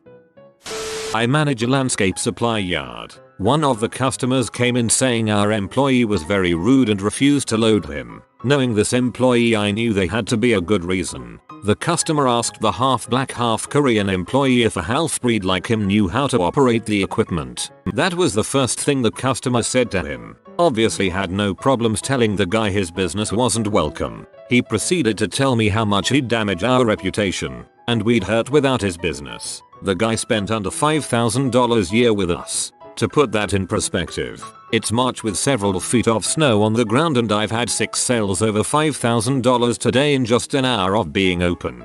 We have not missed his business. Yikes, good that your employee knew he could refuse service without repercussion.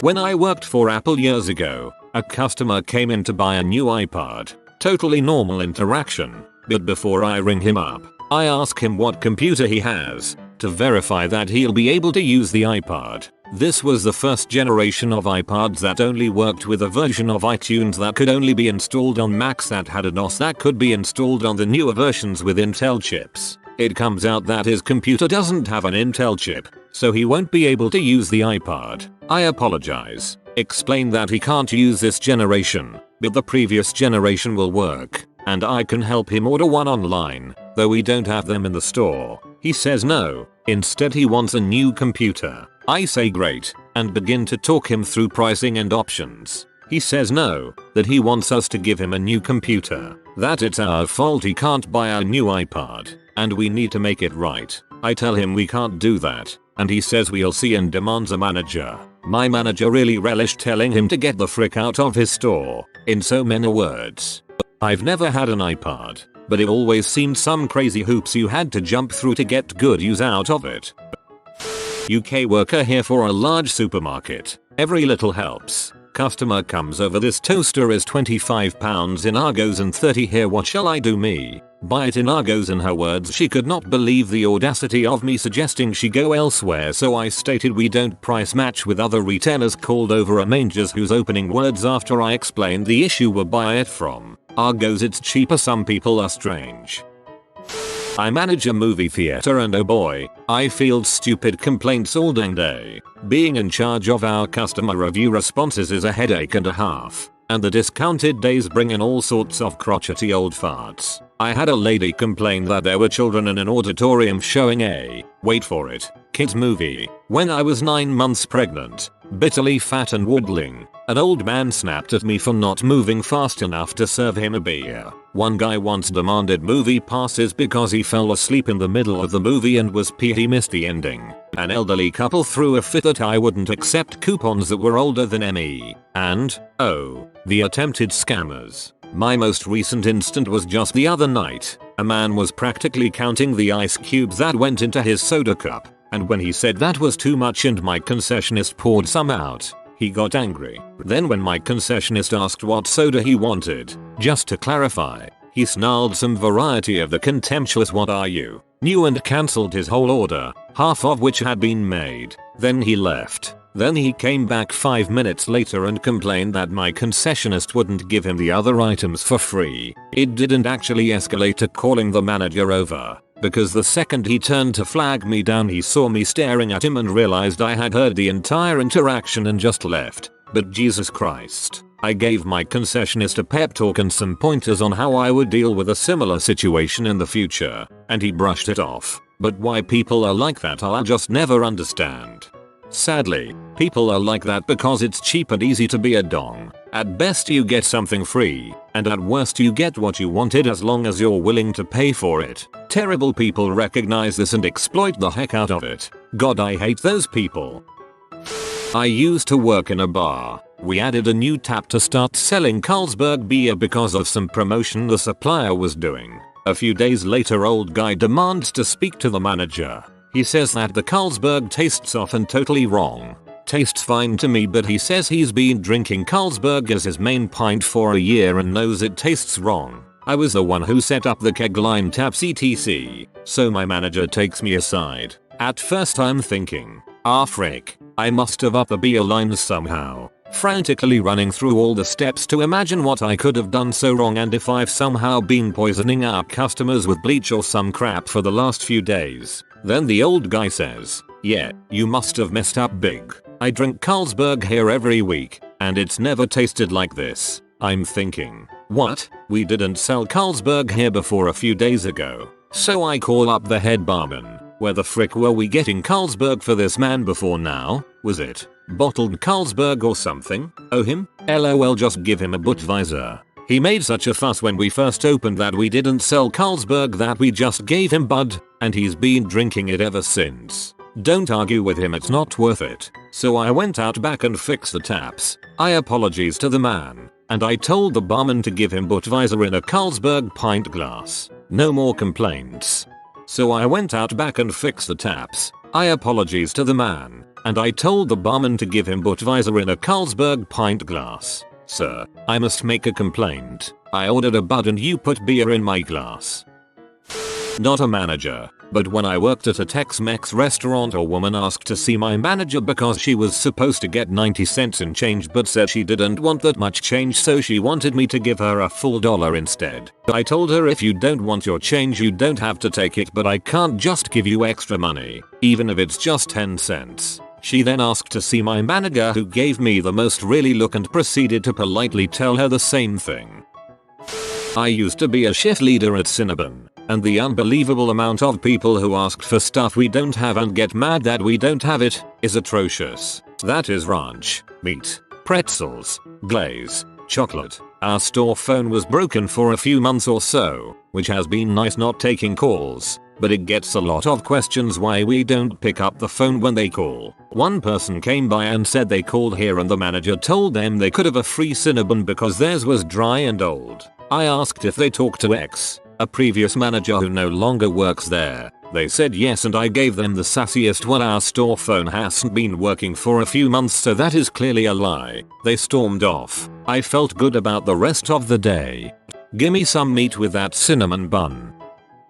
At the restaurant I used to work at, a rule was actually made for serving couples. If the waitress is a woman, they have to address the woman at the table first, and if the waiter is a man, he has to address the man at the table first. It's because of the numerous complaints we had about servers flirting with the customers' spouses. Imagine being that insecure. I don't want to believe you, but I have no trouble believing you. I'm not technically a manager as I don't manage a team. I am, however, in an executive corporate complaint department. So if they ask for someone above the manager, they get me. A customer was transferred to me. That our bank didn't offer a weirdly specific investment product that one of our competitors offered. Ranted, raved, and argued for over 30 minutes demanding we offer this account. Wouldn't take no for an answer. Thought I could somehow create an all new account type unlike any other account we offered immediately. When asked why he didn't open the account with the other bank if they had what he wanted, he, in the tone of 5-year-old who doesn't get their way, uses, whined, "But I want it with you, I don't want it with TD Bank." I was a team leader for 3 field insurance adjusters a while ago. To be clear, insurance adjuster is not the sort of job that ordinarily has escalations. Occasionally I'd get a person who was pee about the check the adjuster was trying to cut for them. A lot of people don't know how insurance works and many think that if they total their 8-year-old car we're going to give them enough cash to go buy a brand new version of the same. Beyond that, it's not something I normally had to deal with, which was good because I was out adjusting claims and cutting checks and trying to hit my numbers right along with my team. So imagine my surprise when I get a call from one of my adjusters asking me to speak to a customer in person. The fuck? I am, fortunately, not terribly far away and I had a gap in appointment, so I head over. This is highly unusual and this employee is not known for being highly unusual. This particular adjuster was around 25 and very attractive. She was also highly competent and professional. All of these things are relevant.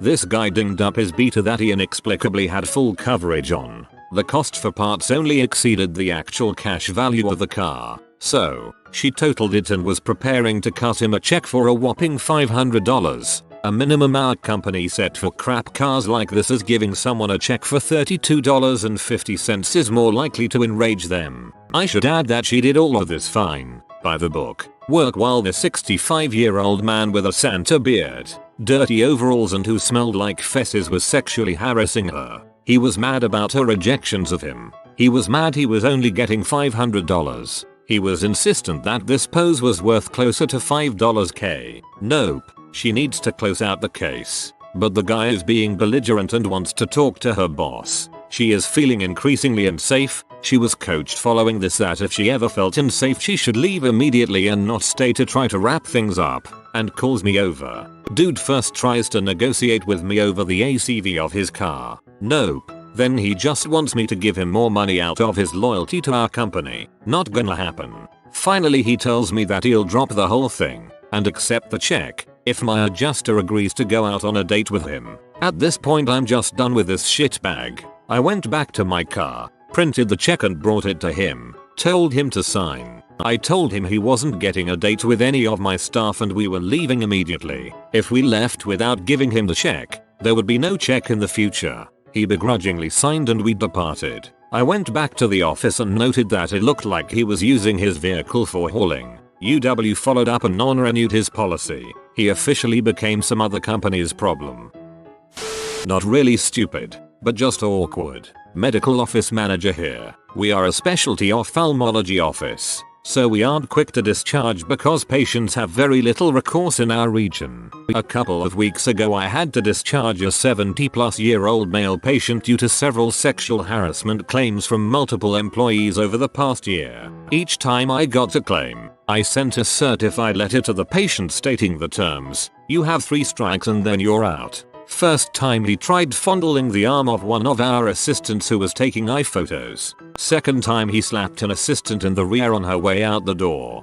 Third time, he had finished his appointment and was outside, but followed an assistant back inside and around the office telling her how sexy she is. On top of this, he continually made sexual remarks to staff members for the entire duration of his appointments. Anyhow, I sent a letter spelling all of this out and effectively discharging him. Minutes after I put the letter in the mailbox, his 70-plus-year-old wife called because she wanted to reschedule his next appointment. She never accompanied him to appointments, so she was completely oblivious to the sheer scuzzbaggery of this guy toward our female employees. I had already effectively discharged the patient in our scheduling software, so I couldn't move his appointment even if I wanted to, without re-establishing him as a patient. So I told her that we were about to have a very awkward conversation. I didn't know, honestly, whether it was legal to tell her anything, so I told her that he had been discharged but I couldn't really say why. I told her that I sent a letter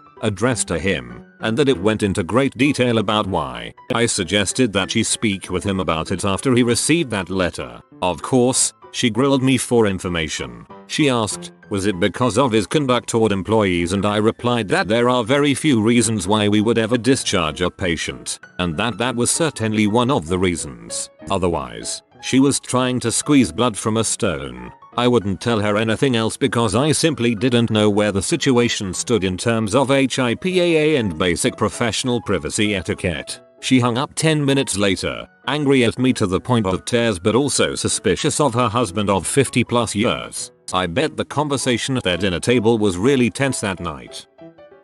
Lady demanded to speak to a manager because she couldn't math at all whatsoever. I'm not talking about taking percentages off a price. I'm talking basic literal 1 + 1 + 1 math. We had a product on sale for $1 and she bought 8 of them. She was absolutely befuddled as to why her total was not $1 and demanded to see a manager because the cashier was ripping people off. I had to explain that one of the product was $1. Well, yes, I know that. So why is it $8? I pointed to her bag and said there were 8 items there. But the sign says $1. That means I should get it for $1. It shouldn't be anything like that, so I literally pointed to each one and counted out loud how many dollars she was spending. She paused for a while and went, okay, fine, but then my total should only be $8. Why is it more? Because tax. I had to explain tax to her. Mind you, she was also a regular. She had made many complaints before, all of them stupid but none about sales tax. It shouldn't have been such a foreign concept. My mom worked at a dollar store for a while. Every single day people would come up with 20 items for $1 and a $20 bill. She had to explain sales tax to people every day. I don't understand how these people function in society. Children of a Karen, what is it like? When I was a child, everything was someone else's fault. We'd speak to managers in stores, restaurants, etc. When I came of age, I joined the military and moved away as fast as possible. As an adult, my relationship with her was terrible. I was so frustrated by her asking me to come back to visit her area every time we talked that I just stopped talking to her. Something particularly interesting had happened this past year. I went home to see my grandma on dad's side as she was passing. I called my mom and told her I was taking an emergency trip and would be in the area but wouldn't have time to see her. Her response? That's fine. I understand your family needs you. I was beside myself. I had known that she was working on herself for a while, but living so far away and speaking so little, I hadn't witnessed it. 5 years ago, she would have demanded that I leave my dying grandma to come see her. I came back to the area the next month and we discussed it more. She said that she realized that a lot of problems in her life and a lot of the unhappiness stems from selfishness. I am incredibly proud of the changes she's made in her life, and it has forced me to reevaluate my own actions pertaining to our strained relationship and my life as a whole. And I've come to a conclusion. I'm just like her. I'm just like her. I relate to this on a spiritual level. My mother has the same issues with her mother that I have with her, and I know if I have kids, I'm just going to repeat the cycle. So I refuse to have children just in case I'm never able to exorcise that demon. My dad is a male Karen. I always hated listening to him call customer service on the phone because he is such a complete butthole to whoever is just trying to do their job. My mom is a reformed Karen. When I was a kid, she used to treat people in customer service like trash. When I was a teenager and in customer service positions, it finally dawned on her what a terrible human being she was being. She's turned around and been great ever since. I'm proud of her to recognize her faults and fix them.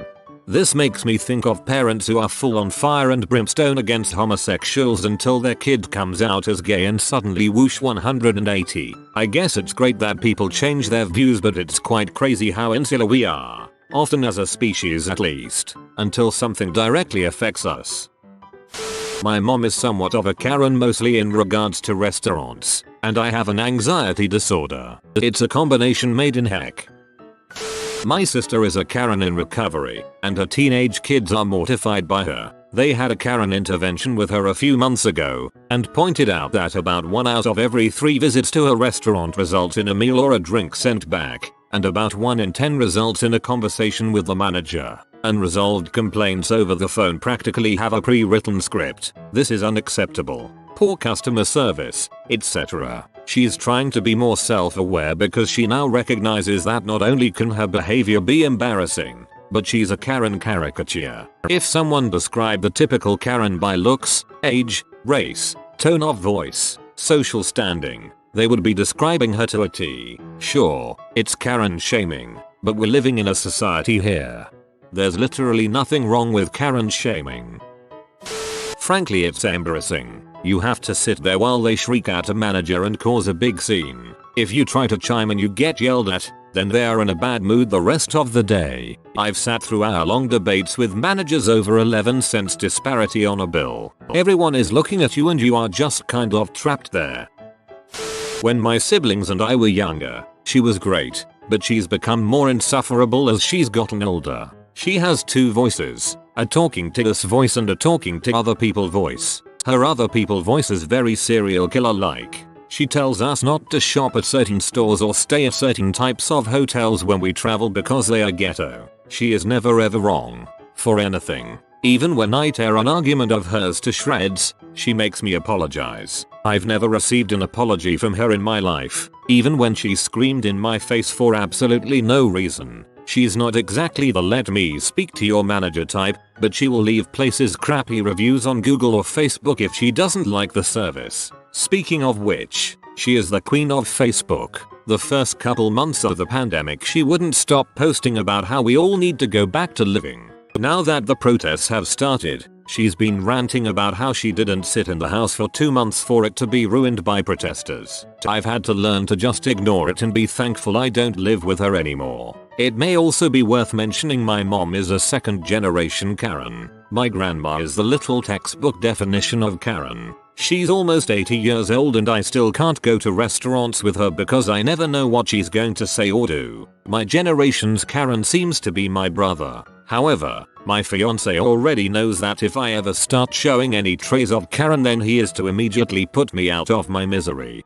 Your fiance is brilliant. Me and my ex had a code word for when I started to act like my mother, who isn't a Karen but not somebody I want to turn into. The code word was only used once early on in our relationship, so I'd say it's going okay so far. My grandma is banned from most stores in 3 counties. Before my hometown turned into a regular suburb, it was a semi-rural small town. In those times I could bring up her name and strangers would cringe. She wasn't a regular Karen though. She's an unapologetic white supremacist. So, I don't blame them. We haven't spoken with her in a decade or so. My grandma is banned from most stores in 3 counties. I read that as countries. I must be used to the internet, cause I just accepted it. It was humiliating. My mother treated everyone in the service industry as if they were idiot peasants placed there to serve her exclusively. However, she usually never brought her children out in public, so I was spared the majority of her behavior. She has always looked shockingly young for her age and it always seemed like she had kids really young, so that was a part of it. The other part was that she hated how I looked. We're an Asian family and I was always overweight, a complete taboo for women. She would comment about my appearance to every single stranger she could. Doctors, Target employees, other kids, etc. Whenever she was forced to buy me clothing, she would comment to every worker how nothing looked good on me because I was ugly and fat. Then she would proceed to insult the workers. I always felt so ashamed by both actions that I could never look anyone in the eye. I could feel their pity radiating out and it was humiliating. I didn't want anyone to feel bad for me. I didn't want their dang sympathy. I didn't want to be a major point of ridicule. It has led to a lifetime of having too much pride. It's hard to laugh at myself now and I take myself way too seriously. I struggle to act less serious, but I spent so much time being laughed at. I can't take it and I hate it when anyone talks crap about anyone, even if they deserve it. I have openly refused to trash talk a non-public figure for a long time. It's always toxic, especially if you wouldn't say it to their face. My mother would also use her first language to openly insult people all the time. She bled entitlement. It was horrific. I'm so sorry. You deserve therapy. Love.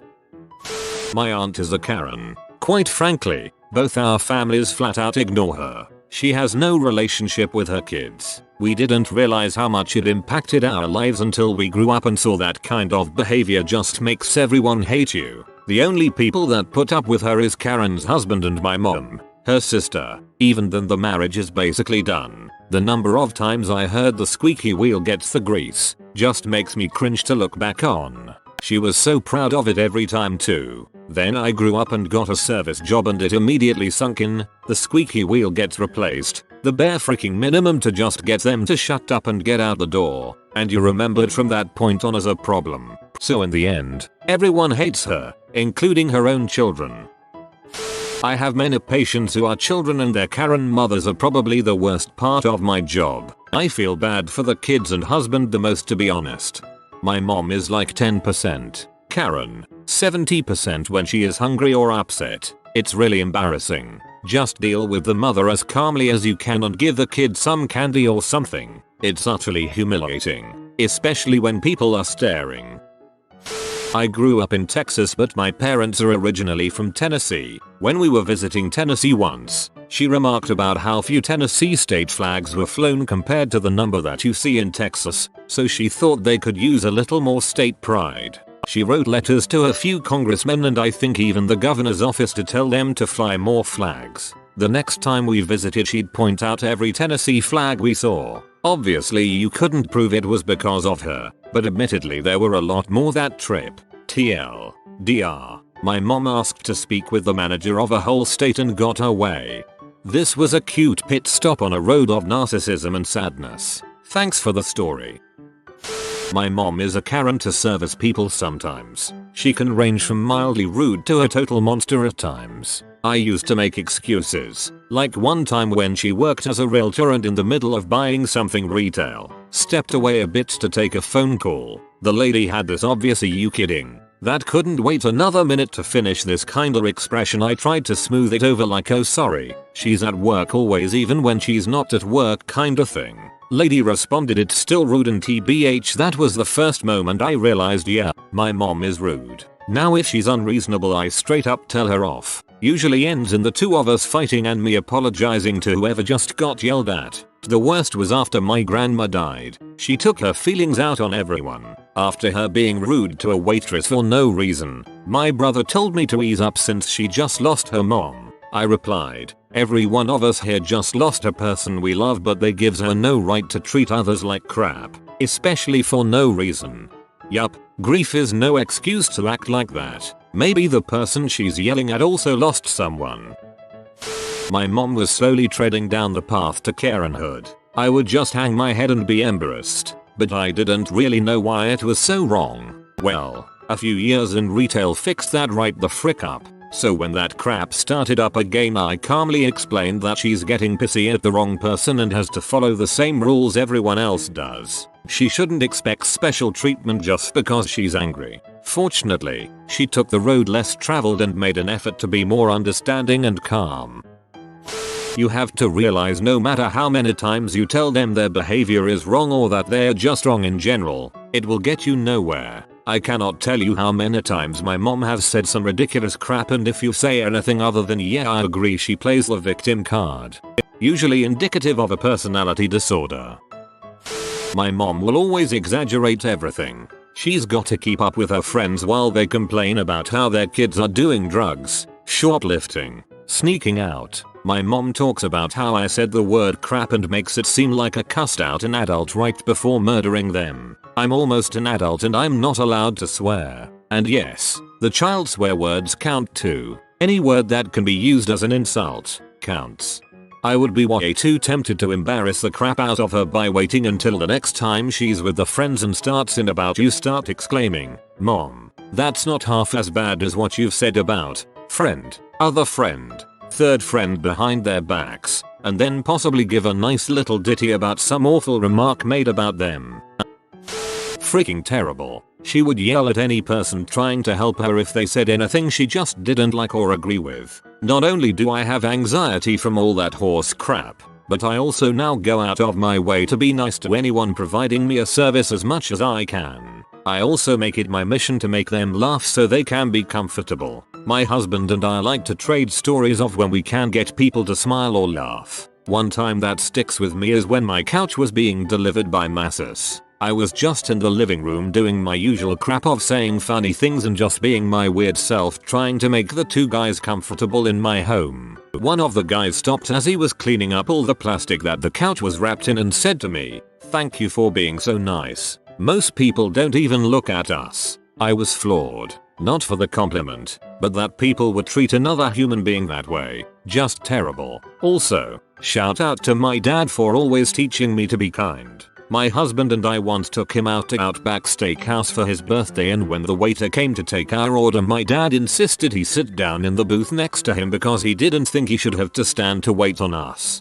I know that's where I get my cuteness from, but I love it. Being kind takes no effort. My mom will always want to see the manager for whatever slight thing. Once she waited in line at the service desk for something like half an hour because she thought she was overcharged a few cents for 2 bottles of dish liquid that was on sale. Then she gets up there to complain and she discovers that she was actually undercharged quite a bit. So she complained about not paying enough, and the manager said he would have to write up the cashier for the undercharge, but she can have the items. Like, who wastes that much of their life on this stuff? She picked me up from the airport when I was coming back from a trip to apply to graduate school, and she accidentally parked in the overnight lot. When she went through the gate, the attendant said $20. She blew up and threw an unholy fit. The entire car was shaking. She was going to get them fired somehow. I was just trying not make eye contact as I was really embarrassed by this. I am bound for graduate school and my white trash mother is screaming at parking lot attendants because she parked in the wrong lot. The attendants finally just raised the gate and she gunned it out of the lot. And to this day she brings up this story as if it was a win. My dad is a Karen. KFC once forgot to put barbecue sauce in our order and he spent a full half hour writing an angry email. Next time I went in with him to get KFC, he had a printout to scan for store credit. He also enjoys yelling at CS reps on the phone, especially when they're in a foreign call center. To be fair to him, he yells on the phone even when he's being happy. I can hear him from outside the house. But even if it's not malicious, there's no way it doesn't come across that way on the other end. If I'm in a store or restaurant and I witness a Karening, is there anything I can do to help? Seems like any intervention would only raise her Karenness. Although I don't mind taking some heat off a poor worker. Any ideas? Real or hilarious? Tell her that her behavior is ruining your dining, shopping, whatever experience, and demand to speak with her manager.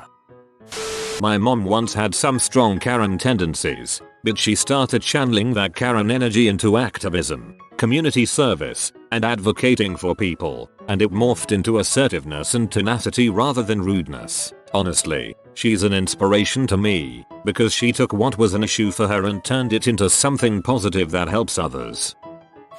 Lots of nodding along and desperately searching for an opportunity to make a joke that lightens the mood or changes the subject. Very rarely am I asked outright for my thoughts, and when I am, I make an absurd joke to make it clear I have no interest in discussing it. She asked me how I voted once, so I said I was confused by the ballot, so I just checked everything off. That's what I was supposed to do, right? I also don't make a lot of eye contact during those topics. And especially if I'm not the only one there, I kind of distance myself a little, engage with my nieces or the dog or something until I hear the topic has changed. Probably too late to the thread for anyone to notice, but let me just say that it is absolutely miserable. I can't go anywhere with her without her having some kind of meltdown. She can't even go to a restaurant without complaining about something. Nothing is ever her fault. Everything is always someone else's fault, especially if they're an employee. She thinks the world owes her everything on a silver platter, and if she doesn't get it right now, then they're practically conspiring against her to make her life miserable. A basic example, one time we went to Burger King's drive-thru, and after she's already paid, she asks the guy who hands her the food for a cup of Big King sauce on the side. They tell her they can't do that because they'd have to charge her for it. She responds to this by practically ripping the bag out of his hand and screaming, "Oh, I thought this was Burger King." Whatever happened to have it your way, B, and then peeling out of the drive-thru. Of course I chewed her out about it, but it's no use. She'll never change. She's infuriating to be around. Jeez. I'm sorry you have to be witness to that. At least Karens do a great job at teaching their child how not to parent. I am constantly wondering if the next white woman to go viral for calling the police on an unsuspecting black person will be my mother. My mom was actually named Karen. Her hair is the cut of actual meme Karen. Living with her was heck. She is no longer in my life. I have so many crazy horror stories I doubt many would believe me. She was a radiologist, so she has frick you money to top it all off. IT was awful. So bad my sister and I convenienced my very Catholic father to divorce her. He was an attorney and she managed to get her doctor pals to label her disabled, so my father, who earned much less than her, had to pay her $270,000 for the privilege. The final straw for me was she only paid any attention to my daughter. When we had my son she wanted nothing to do with him. Dang, that's depressing as heck. My sister's is a Karen, so entitled and self-obsessed. She's never not sent a meal back at a restaurant. I figure she's eating a lot of spit. And now the Boogers and CM song from South Park is stuck in my head. It's like having a boss more than a mom. A boss who micromanages you from sweeping the floor to eating your pasta. A boss who complains non-stop about anything and everything. A boss who always says bad things to the seer dad behind his back. She never runs out of things to ask you to do. It's a torture. I don't even want to talk to her or stay in the same room with her. Thankfully I was able to leave home now. We still fight when I come to visit my parents, but it's seldom now cause I don't visit them much. My sister's Mill has another sister who is a Karen. She proves the stereotype beyond a shadow of a doubt. I have no idea how she hasn't had a stress-induced heart attack from that woman yet. My stepmom is a certified Karen. Honestly, it is mortifying to go anywhere in public with her. We went to Disney last year and she made this huge fuss that we weren't staying at the freaking Ritz-Carlton. Then she loudly complained to the dining cast members at Pop Century what a dump s when they didn't cook her specialty burger before everyone else's order. The kicker is that my husband and I, footed the bill for a lot of their vacation, but she never once said thank you. My real mom died of cancer and never would have been such a Karen. Sad. Infuriating. Both my mum and dad are awful to shop assistants. Despite the fact that I worked in the sector for 20 years, neither of my parents read shelf signage properly. But if there's a price discrepancy, it's always the fault of the cashier, and they're very fond of the "you're not doing your job properly" argument. Even if it's a penny difference, they'll kick off. I've seen my mum reduce people to tears before. Mum also uses her disability to her advantage and will scream for the manager, throw the "it's because I'm disabled" card around, and will then be nice as anything when the manager appears. They both shoplift too and see nothing wrong with it. I'm more than happy to help my parents with their shopping, but I have to walk away once they go to pay because it's so exhausting. The shoplift part seems sorta criminal to me. My mom isn't really a full-on Karen, but if she is very hungry she gets hangry to a new level. She'll get pee cause she can't decide what to order, then take it out on the waiters. They get a pissy attitude from my mom and I feel so bad. I want to apologize to them, but then again that would make my mom mad at me. Also, when she is in public she'll randomly stare at people and be like, does she not own a hairbrush, or some other comment like that. It's extremely embarrassing and I want to hide under a rock whenever she does it. I've started telling her to stop, but then she gets upset with me like, what, they can't hear me, but I clearly saw them look at you when you said it. Ugh. Any advice? My mom represents the complete opposite of a Karen besides being named Karen. TBH, the stereotype gets a bit annoying because she really is a reasonable and understanding person. Love my mama.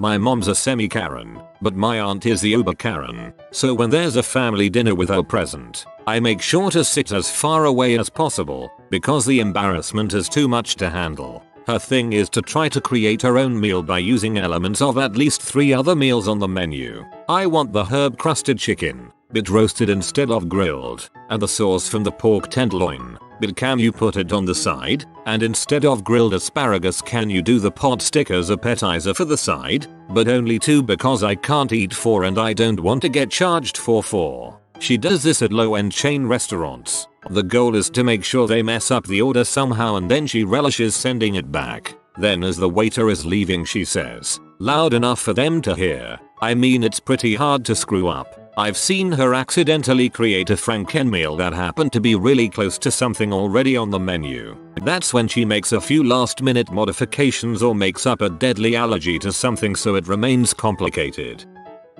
The problem with being raised by a Karen is that sometimes, you too, are a Karen. Even though I worked in the restaurant and retail and call center industries to put myself through college, sometimes my own Karen will still rear her ugly head. Example. Some poor soul at the IRS call center had to hear my ugly voice in the background while my husband was talking to them on the phone. Afterward I felt awful that I'll let my stress get the best of me. If I could send that woman a pack of beer and a manicure I would. My poor husband also. Most of the time I am not this way, but I had to teach myself how to behave because my mom was a terrible example growing up. You ruined my marriage? It is way too early, man. Today, I bring you a series of dumb fricks that really don't know how to be a decent human being. I will call this person Chad. I had just gotten in for my 7-3 shift. My NA left for home.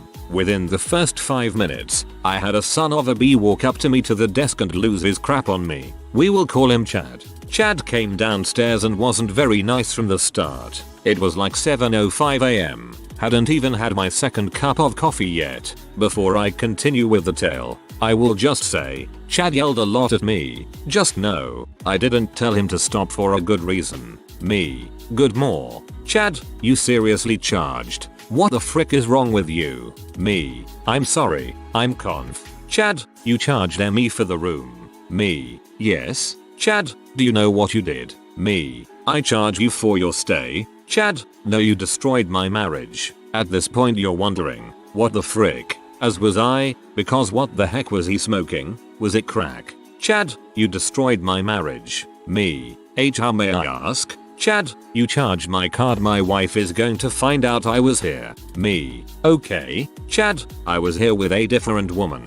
We share a bank account. Me. I don't see how I am at fault for you cheating on your wife. Chad, because you charged my card I need a refund right now. Me. No. Chad, yes, you need to switch IT to my awards points right now before she sees the charges and refund me now. Me. So, I do not have the power to switch any reservation to a points reservation.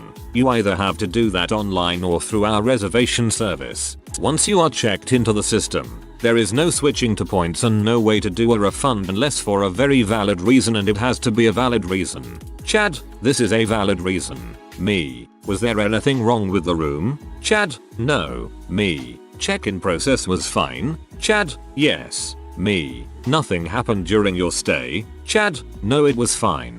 Me. Then why would I refund you? Chad, because my wife will know I was here. That isn't my wife in that room with me. I got really annoyed and knew this was just going to go around in circles. Also, he is still yelling at me at this point. Me. Okay dude, this is seriously your own fault. You chose to make the reservation without points. You saw the authorization go through. We charged your card for payment. You knew this would all happen. This is entirely your own fault. Chad, I need your manager right now. Me. No, you can call her tomorrow. She will also tell you no, just a heads up, because we cannot help you with anything here. But Chad looked very confused and angry. I just slowly sipped my coffee staring back. Chad stood at the desk for a minute staring at me. He then took out his phone and started playing on it. Me. Is there anything else I can help you with? Chad, yeah, a refund. Me. So, if that is all, I need you to please step aside so I can help the next person in line. And then at that moment, Chad realized the entire lobby was full of firefighters and other people waiting to get a receipt, check out, or get some tasty breakfast. The sheer realization that this man just yelled at me in a lobby full of people blaming me for his wife going to figure out about him being a cheating scumbag can't not be described. At that moment, my day was made. My life was made. He looked horrified because he just admitted to an entire lobby that he cheated on his wife and he was blaming the front desk person for his own crappy, horrible, piece of crap move. That is why I didn't have him stop yelling. After he ran out of the lobby, he never came back down. He never called the desk. He quietly left the hotel. Firefighters and other guests were asking about him, and I just smiled and said, he messed up. People who don't know what loyalty is will be quick to blame others for the fallout, even if it means to make accusations of projection against their significant other who was loyal. Even if you didn't charge the room, and his wife found out another way, I'm sure that he will blame others for his actions, even her. I take relationships and love seriously. My fiance and I have our moments, but never once have I ever thought of breaking a trust like that towards him. He might be a Kevin and does stupid things, but he won't ever cheat on me, probably because he knows if he does I won't make him waffles anymore. I can see people not leaving if their finances are intertwined. A level of codependency, whether it's emotional or financial. Worse is if you have children as well or a mortgage. Leaving, breaking up, divorcing can lead to a whole can of worms for everyone. Some end up better off, but I can see the merit of staying within a relationship and just cheat to get the physical taken care of and not disrupt everything else. Not that I condone it.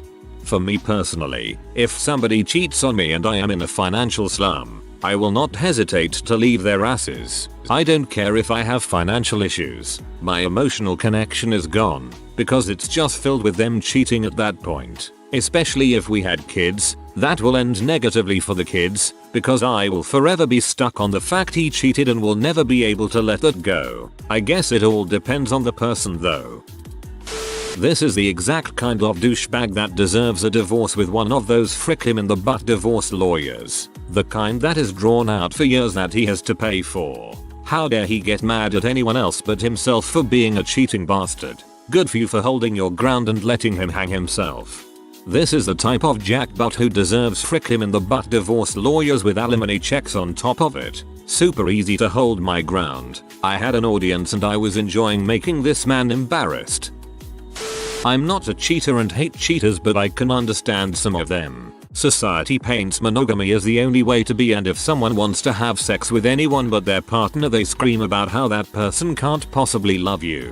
When it's really not that simple. Some people have a very high sex drive and other people have none and all and would be happy to have sex once every 6 months, maximum. People also ebb and flow during life, i.e. when they have young kids, sex might be a task, not an enjoyable activity. That doesn't make okay to cheat. That means you need to communicate. The cheaters that I understand are those that aren't getting it at home and try to bring up conversations, but all it does is make the partner feel insecure because, since birth, they've been told that if someone wants to sleep with another person they mustn't love you. So the person just cheats to get their needs met and then goes back home happy and in love and fulfilled. That I understand.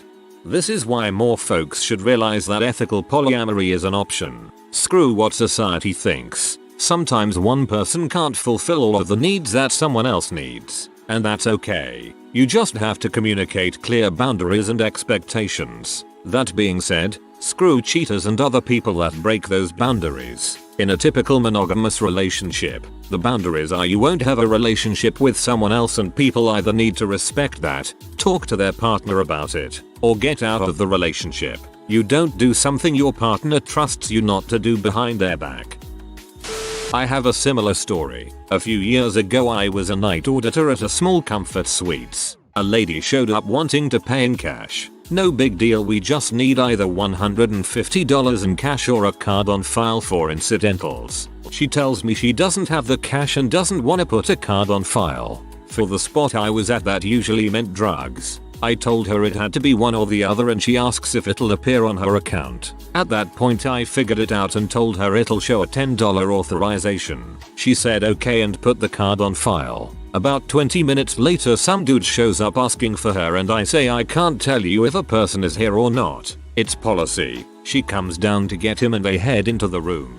Around 6:30 AM a guy calls asking why his card was authorized at our location and is his wife there. At this point I nope out and give him the I can't tell you if someone is here or not. In all fairness, I could never be a cheater, but fun story. My kids are all very grown men now who earn more in a month than I ever did in a year as a desk jockey. When they were still in diapers I had to make a run to the local Target and Hubs asked me to get a new vacuum. The total for necessities and the new model bagless purple machine was $big for our budget. I paid, chatted with my cashier and then saw sweet mom friend from our playgroup. Still at the register chatting like a magpie while loading my cart. My cell phone rang. Paraphrased, but quite accurate. WTF. How did you spend more than you earn in a week at the Bullseye? How? A purple vacuum. And diapers? You know, the list you gave me? Hey, here's Julie. Say hi while I load up my cart. It never happened again. LOL. And Julie and I remind him frequently, even though all the kids are grown. ETA. SAR. If you marry a CPA, you're marrying his budget software. Likely an Excel 10-year rolling budget. Loved this. Hate cheaters and love seeing them get caught out. This made me laugh out loud. Could just imagine big muscly guy thinking he's all that, then having to walk away like a naughty little kid who's been caught pinching the biscuits. This dude was actually short. I am about 5'10". I had to look down at him. No sir, it was your wandering dong that ruined your marriage. Seriously, what the heck is wrong with people? I can't believe the audacity of someone blaming others for their own actions. Loved how you gave him opportunities to lie and say something was wrong with his room or stay get that refund, but he didn't think of that. Even if I gave him the opportunities to lie, it wouldn't give a full refund.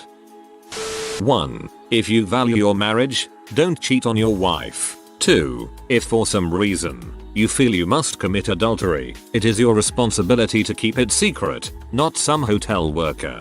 Hotel workers will always tell their co-workers, and it gets back to housekeeping, who talk in the hall about it. Guests over here and soon the whole hotel knows you're a major jackpot. My iPad is happy I had nothing in my mouth. Also, I have no problem with my spouse seeing other people. We get to have a say in it. Sneaking around is right out. You guys agreed to that though. There's a big difference with just agreeing for a relationship like that, and a dude flipping crap in the lobby because clearly he doesn't want his wife to find out.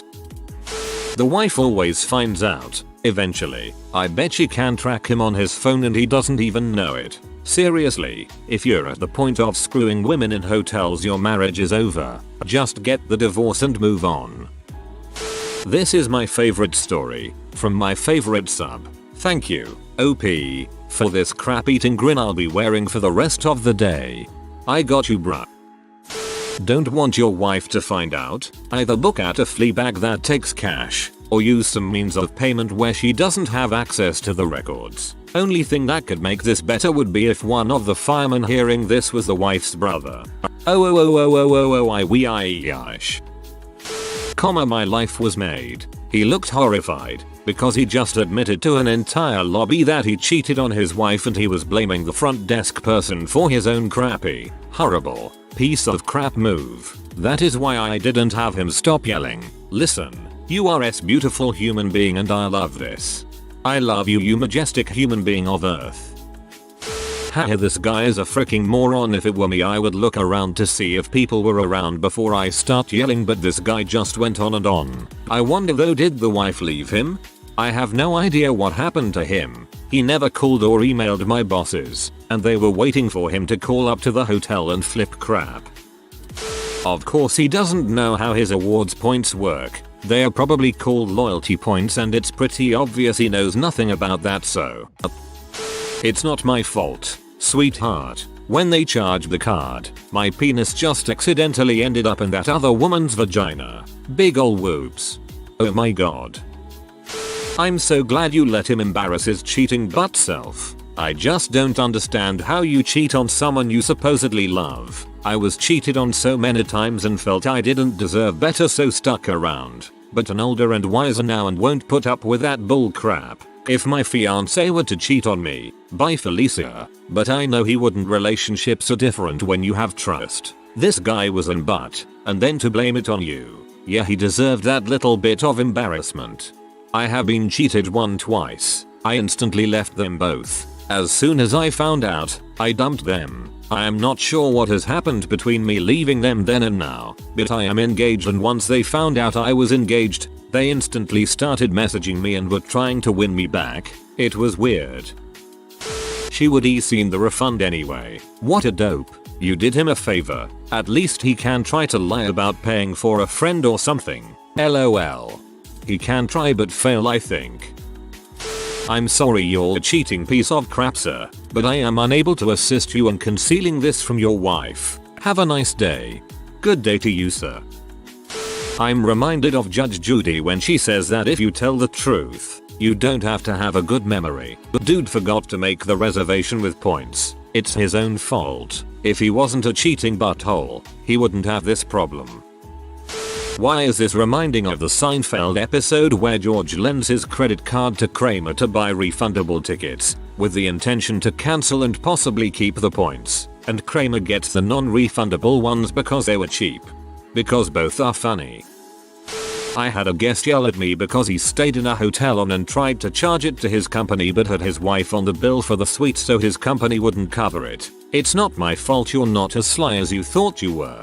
You are. I remember this one time this dude had the company pay for a room for his dad. It got really awkward because the dude's dad tried to get my co-worker to have sex with him for money. We thought the dude was with the company. We called the company to inform them we kicked the guy out of the hotel and told why. It was really awkward. If you can, provide all the information about the stay and fully write down your account of this so that his wife can use it against him, LOL. If she calls to ask if he was here, I will gladly tell. Big no on policy, but my managers make exceptions. I just slowly sipped my coffee staring back. Lumpheo, what an idiot. Why would you pay with a card then get mad that card gets charged for the hotel stay? That makes 0 sense. This entire line of work makes no sense, dude. I'm confused. The guy wasn't home with his wife, so the wife knew that. I'm assuming he's a local who said he's staying at a friend's house. This is what happens when one thinks with their dong. He checked out of that room and his marriage. I work for a site called Not Always Right and our readers love stories like this. Would it be okay with you if we shared your story on our site? We'd really appreciate it. Please let me know if that's cool. Thanks again for the great story. Find out if the phone number on file is his cell or landline, and if it's his landline you should call and leave a message and make up some BS about why, but be sure to mention the additional guests on the room. Oh, that would be funny, but I don't feel like getting fired. If you are new to the channel, you can subscribe. I publish new videos every day. Until then, check another video.